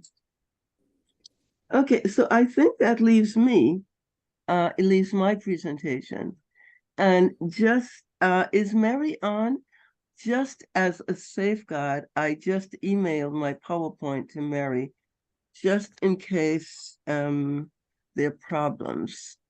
Came on. Did you receive it? I don't know. I'm looking. Oh, okay, sorry. I mean, I was doing a million things in response to my mini crisis. So yes, I did. Yes, so I'm not sure what happened. So I thought maybe the safest thing is to let you roll it and see if that works. If not, well, we'll have to do something else. I'll be there in just a minute. Well, thank you very much for stepping up to the plate and doing this at the very last minute. This was hot off of the press, as somebody else mentioned earlier. And so I didn't get a chance to send it out. Okay, basically, I'm going to be talking about one particular aspect of psychology at the United Nations. I'm going to be talking about a vision for working with interns going forward. So the presentation is entitled Psychology at the United Nations, Some Thoughts on Preparing ICP Interns to be Global Leaders.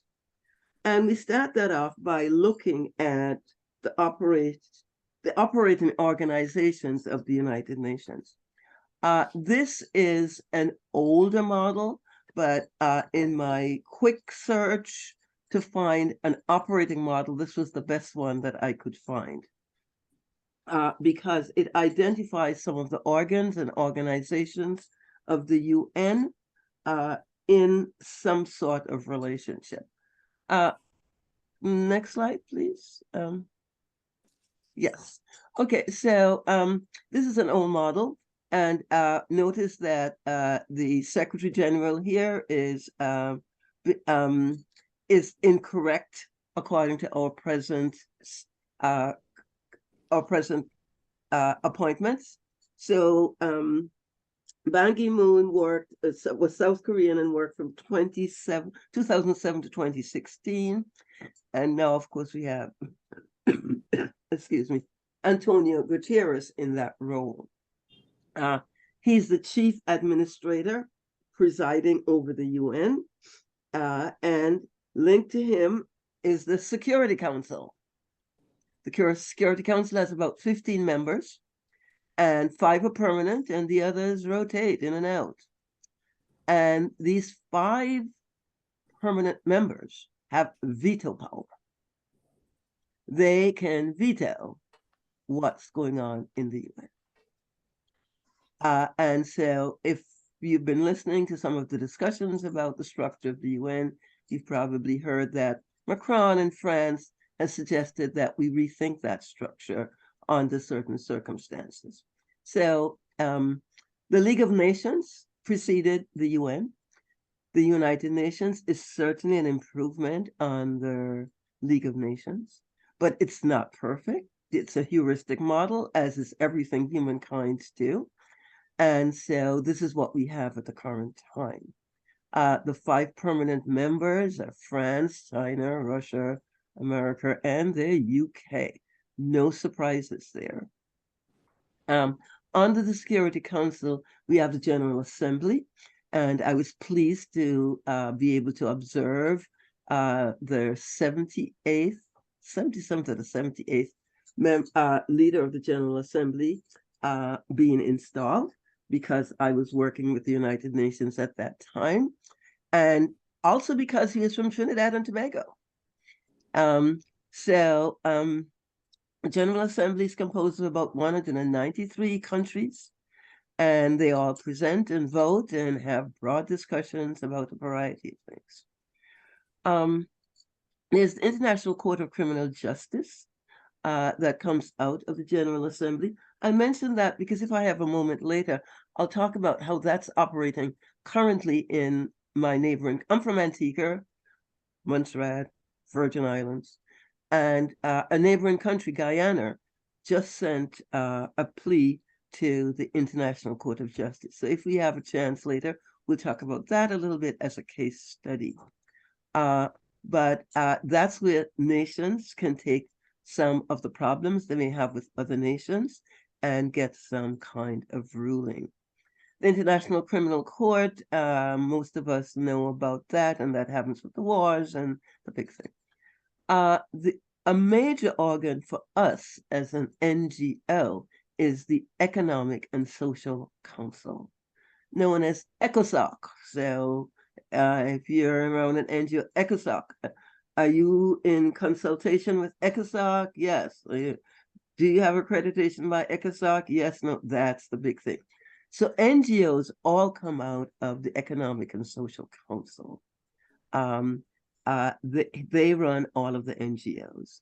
In the previous slide, which Dr. Profar presented, and which Dr. Profar created, and Dr. Mary helped me present, Dr. Bullock helped me present, you might have heard that ECOSOC accredits us. It accredits all of the NGOs, and unless you have status with ECOSOC, you're not really a part of the United Nations. NGOs are non-governmental organizations. Let me not drop acronyms. Non-governmental organizations, private organizations, academic organizations, business organizations who want to help with the problems, the global problems that are emerging. Okay, I also want to mention on the left, coming out of the General Council, are other organizations that some of you have heard about, like UNICEF, UNESCO, World Health Organization, World Trade Organizations. These are all part and parcel of the implementation of any idea that comes out of the UN. So it's very important for an NGO to be aware of these because, well, in psychology, we have research, we have operationalization, and then we have to deal with implementation, though we don't often get there. But those are the 3 steps to really making changes. And so the General Assembly uses all of these organs and organizations to help make that happen. Okay, second slide, please. Thank you, Mary, so much for helping here. Okay, so how many organizations, how many NGOs have status with ECOSOC through the Economic and Social Council? And where does psychology fit? Well, ECOSOC grants 3 types of NGO statuses. And let me say off the top, ECOSOC has granted NGO status of some kind to over 6,000 NGOs. So imagine running 6,000 NGOs. General consultative status is given to 141 organizations, and they're generally big organizations like AARP. So I don't think anybody needs introduction to AARP. I have been to, when I served more actively on the Committee on Aging, I've been to events that they co-sponsor, and they go big. Special consultative status is the most frequent one, and we have about 4,483 of those, of which ICP is one, and other psychology NGOs that I know you were introduced to in the previous slide are also enjoy. So all of these organized, and there's something called roster status, and we have 967 of those types of ECOSOC approved members. ECOSOC, as well as many subsidiary bodies, are part of the human rights mechanisms of the UN. They can engage in ad hoc processes on special events, on small arms, and they're organized by the President of the General Assembly, whom I mentioned earlier, Mr. Dennis Francis of Trinidad and Tobago. His appointment will be for 1 year. Next slide, please. Okay, so the privilege of ECOSOC members with consultative status include ground passes for ICP representatives. So we get to go into the UN. Not as happened much recently. That's very hard to do since COVID. Access to conference rooms when available. Even before COVID, that was difficult. And before COVID, we were doing a lot more. We used to have a party after Psych Day and all of that. Interaction with diplomats and UN staff. We'll have an example of me trying to get audience with the Jamaica consulate. And special permission to participate in some formal UN meetings. So those are the basic privileges of being in consultative status with ECOSOC. Next slide, please.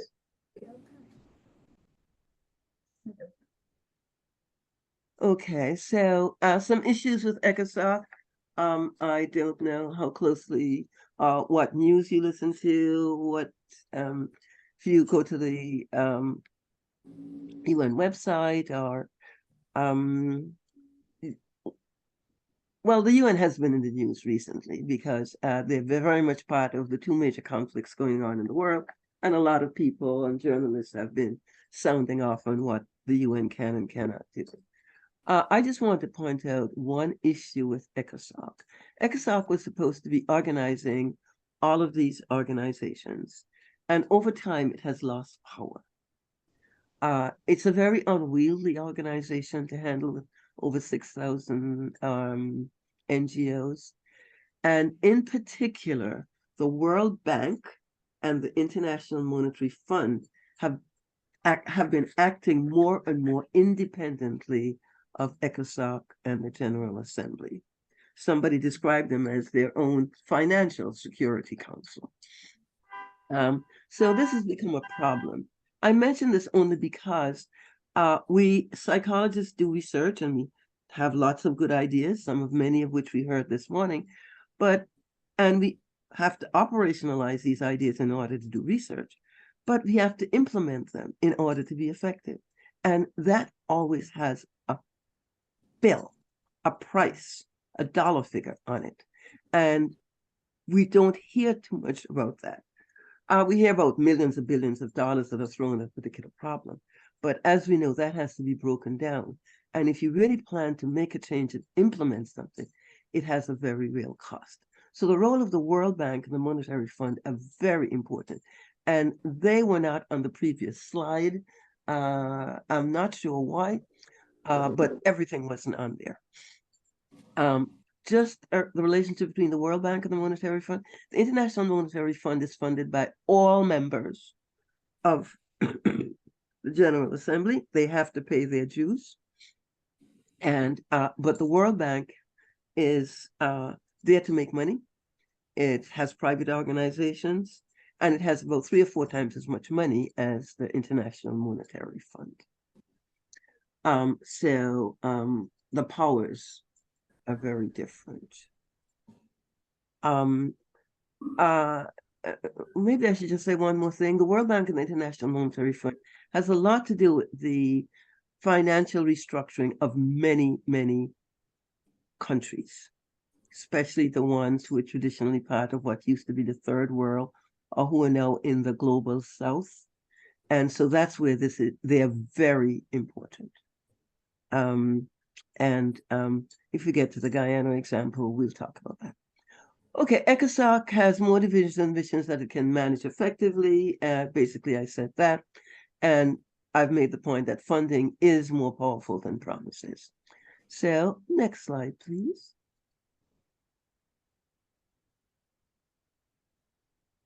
Okay, why are there so many NGOs today? What do they do? Increase in NGOs reflect an increase in awareness of problems.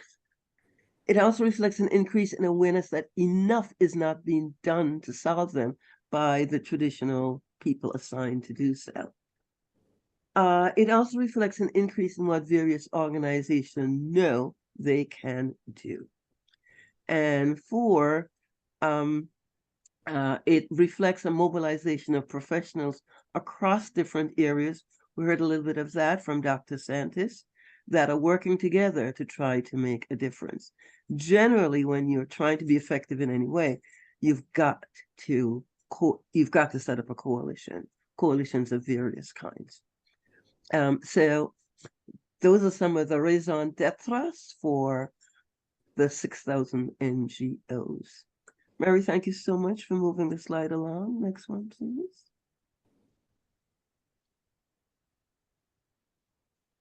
Some global reasons considering shifts in intern model in 2023. Okay, so all this was a preamble to what I talk about with interns in terms of helping them to understand the UN, because they need to know something of the dynamics, not just the conceptual structures.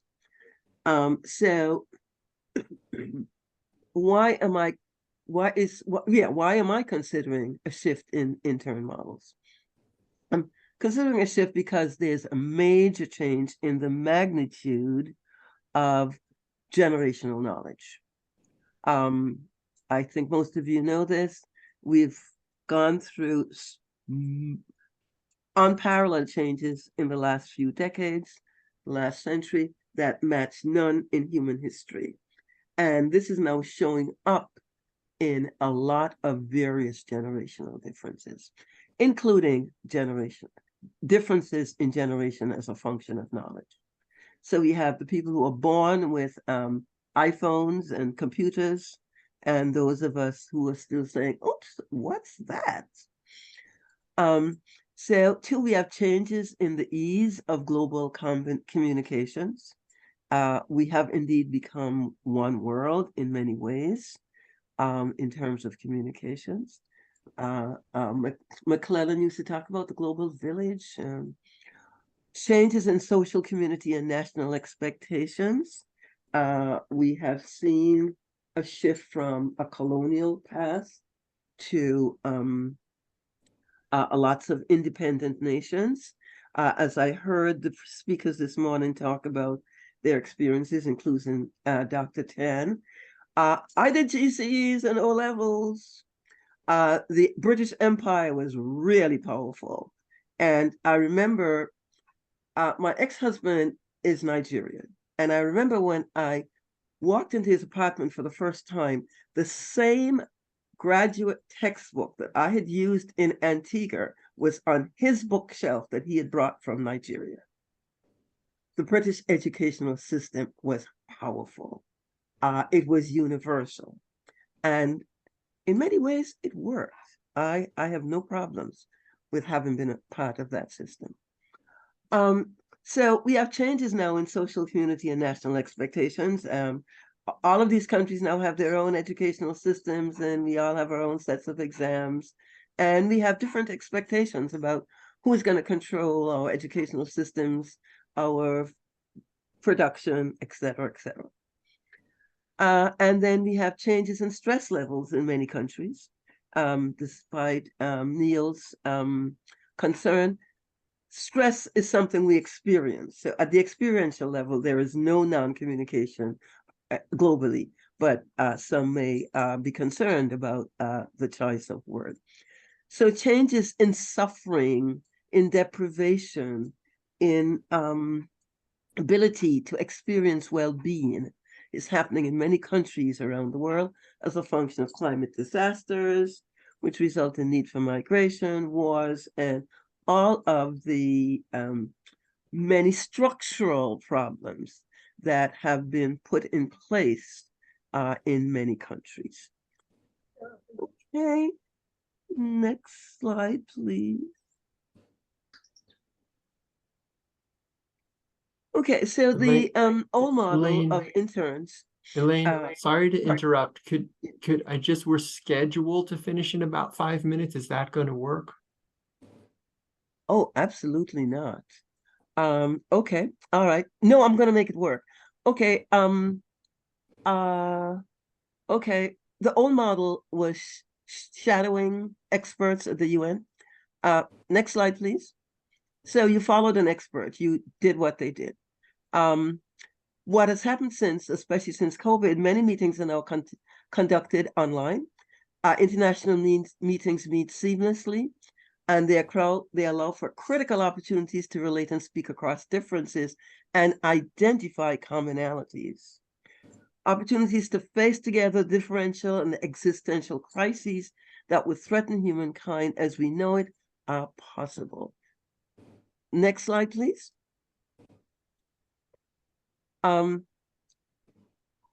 Okay, we chose candidates we had 50 applicants, and we chose candidates at the PhD level or second-year master's level only. And the idea is to get scholars to think together about how to respond to many of the anxieties that our young people are facing that some of us older people do not. I was shocked when, in a conversation with my daughter, I discovered that over 20,000 vasectomies in New York had taken place. Young people are deciding not to have children as one way of dealing with the existential problems that are facing them. That hurts my heart. So SDG 3, which psychologists work very hard to create, including well-being on the Sustainable Development Goals, is something that we're trying to help our interns think about how we can make that happen. Next slide, please. Okay, all right. I'm going to take a break, and I am going to say that I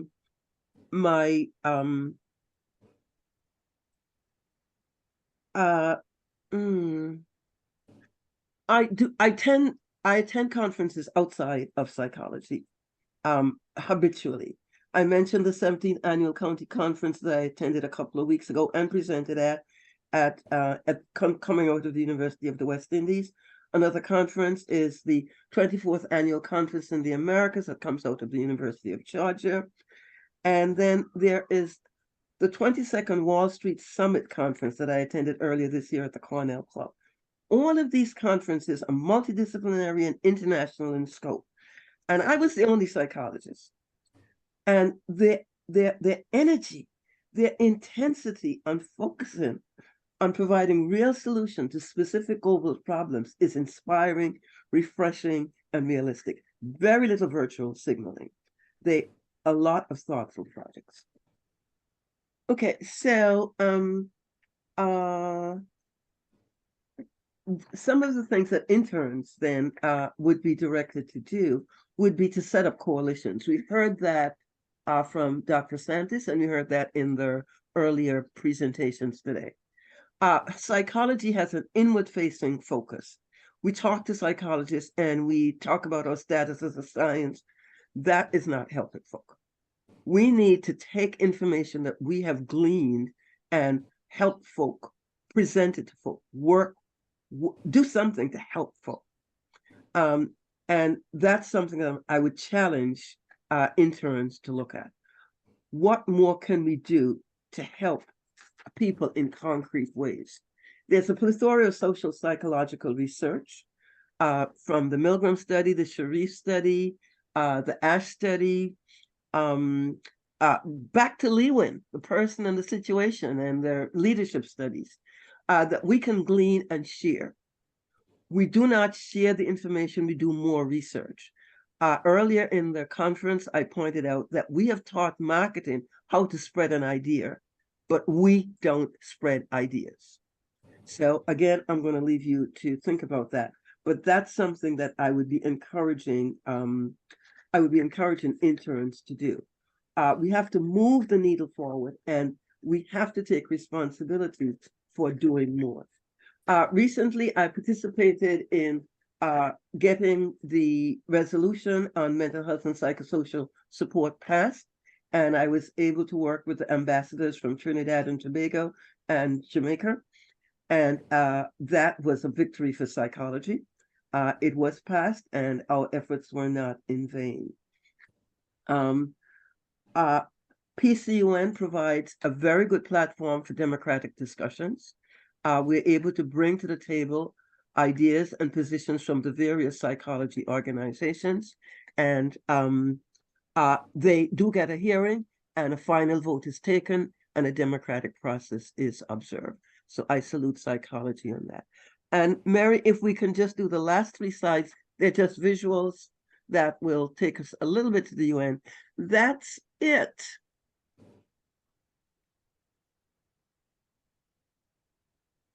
After the break, there were just 3 slides. Okay, so there's a picture from the Jamaica Embassy. There's a picture of Dr. Julie Kuriansky, who ran down and joined me as soon as she heard I had an audience with the Jamaica Embassy. And there's one of our interns who has been very proactive and was busy at one of the international presentation, a presentation on international psychology at Fordham University. Thank you very much.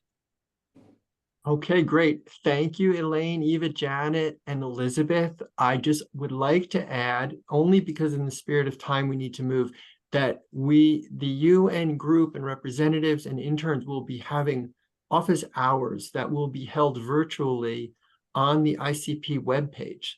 So please let students and others know that this is an opportunity to ask questions, get updates, share perspectives. It's really a chance for ICP to serve as a network hub between everyone interested in the UN and those who are actually on the ground at the UN or are joining virtually. So we're at the point in our day when we're doing our closing. And I would just like to thank everybody who logged on and joined us today, our wonderful speakers. Everyone did a fantastic job. I'd especially like to acknowledge the Conference Planning Committee, Mary Beth Kenkel, Aaron Cameron, Mary Bullock, put this together and just did a wonderful job, both considering a range of topics and are already thinking towards what the content and structure will be for our gathering in Prague next July. So thank you to them. Always a special thanks to Mary, who's in the background making all of the technology run this entire day and anytime you see a webinar. Please put your screen on gallery view and turn on your videos. And I'm wondering, is David Cameron here? Is David here? Yeah. Just with Edward. I'll take it. David Edwards, I'm sorry. Hey, David. Mr. Dr. Cameron, thank you. Yeah. Hi.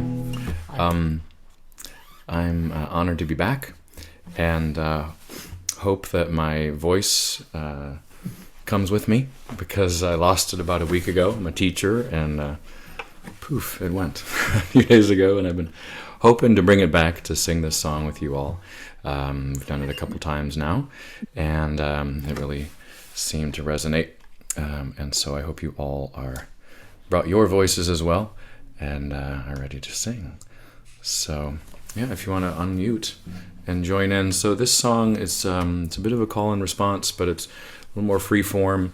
I'll sing a line and hold the last note, and then you can sing that same line at your own pace, basically, and we'll all get to the last note. So let me sing through it once.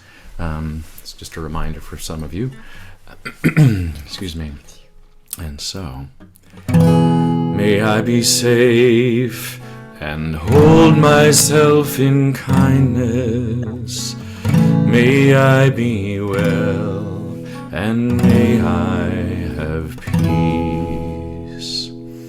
All right, so we'll sing that through, and then we'll sing a verse, may you, and then a verse of may we, all together. So if you want to unmute and join in, I'd love to hear you. Here we go. May I be saved. May I be saved. And hold myself in kindness.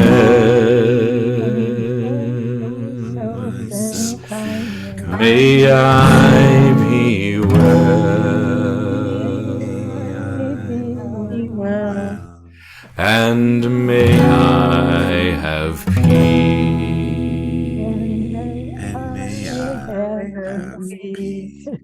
Let's sing, may you be safe,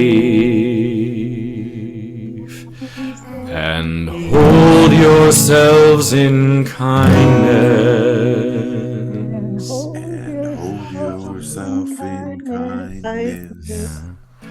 May you, be well,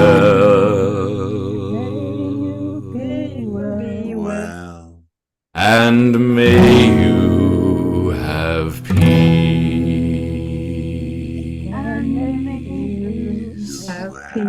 peace. One more, may we, here we go. May we be safe and hold ourselves in kindness.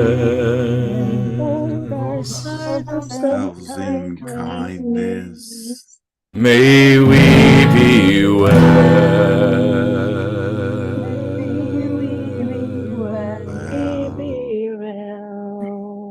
and may we have peace. And may we have peace. Peace to you all in this season. Thank you. And I promised to bring him in person to Prague this summer so we could finally, after 4 years, not have to sing on Zoom. And we'll all get to hear each other together. Maybe she'll be there too. Thank you, David. See you in Prague. Thank you so much. Thank you. Thank you.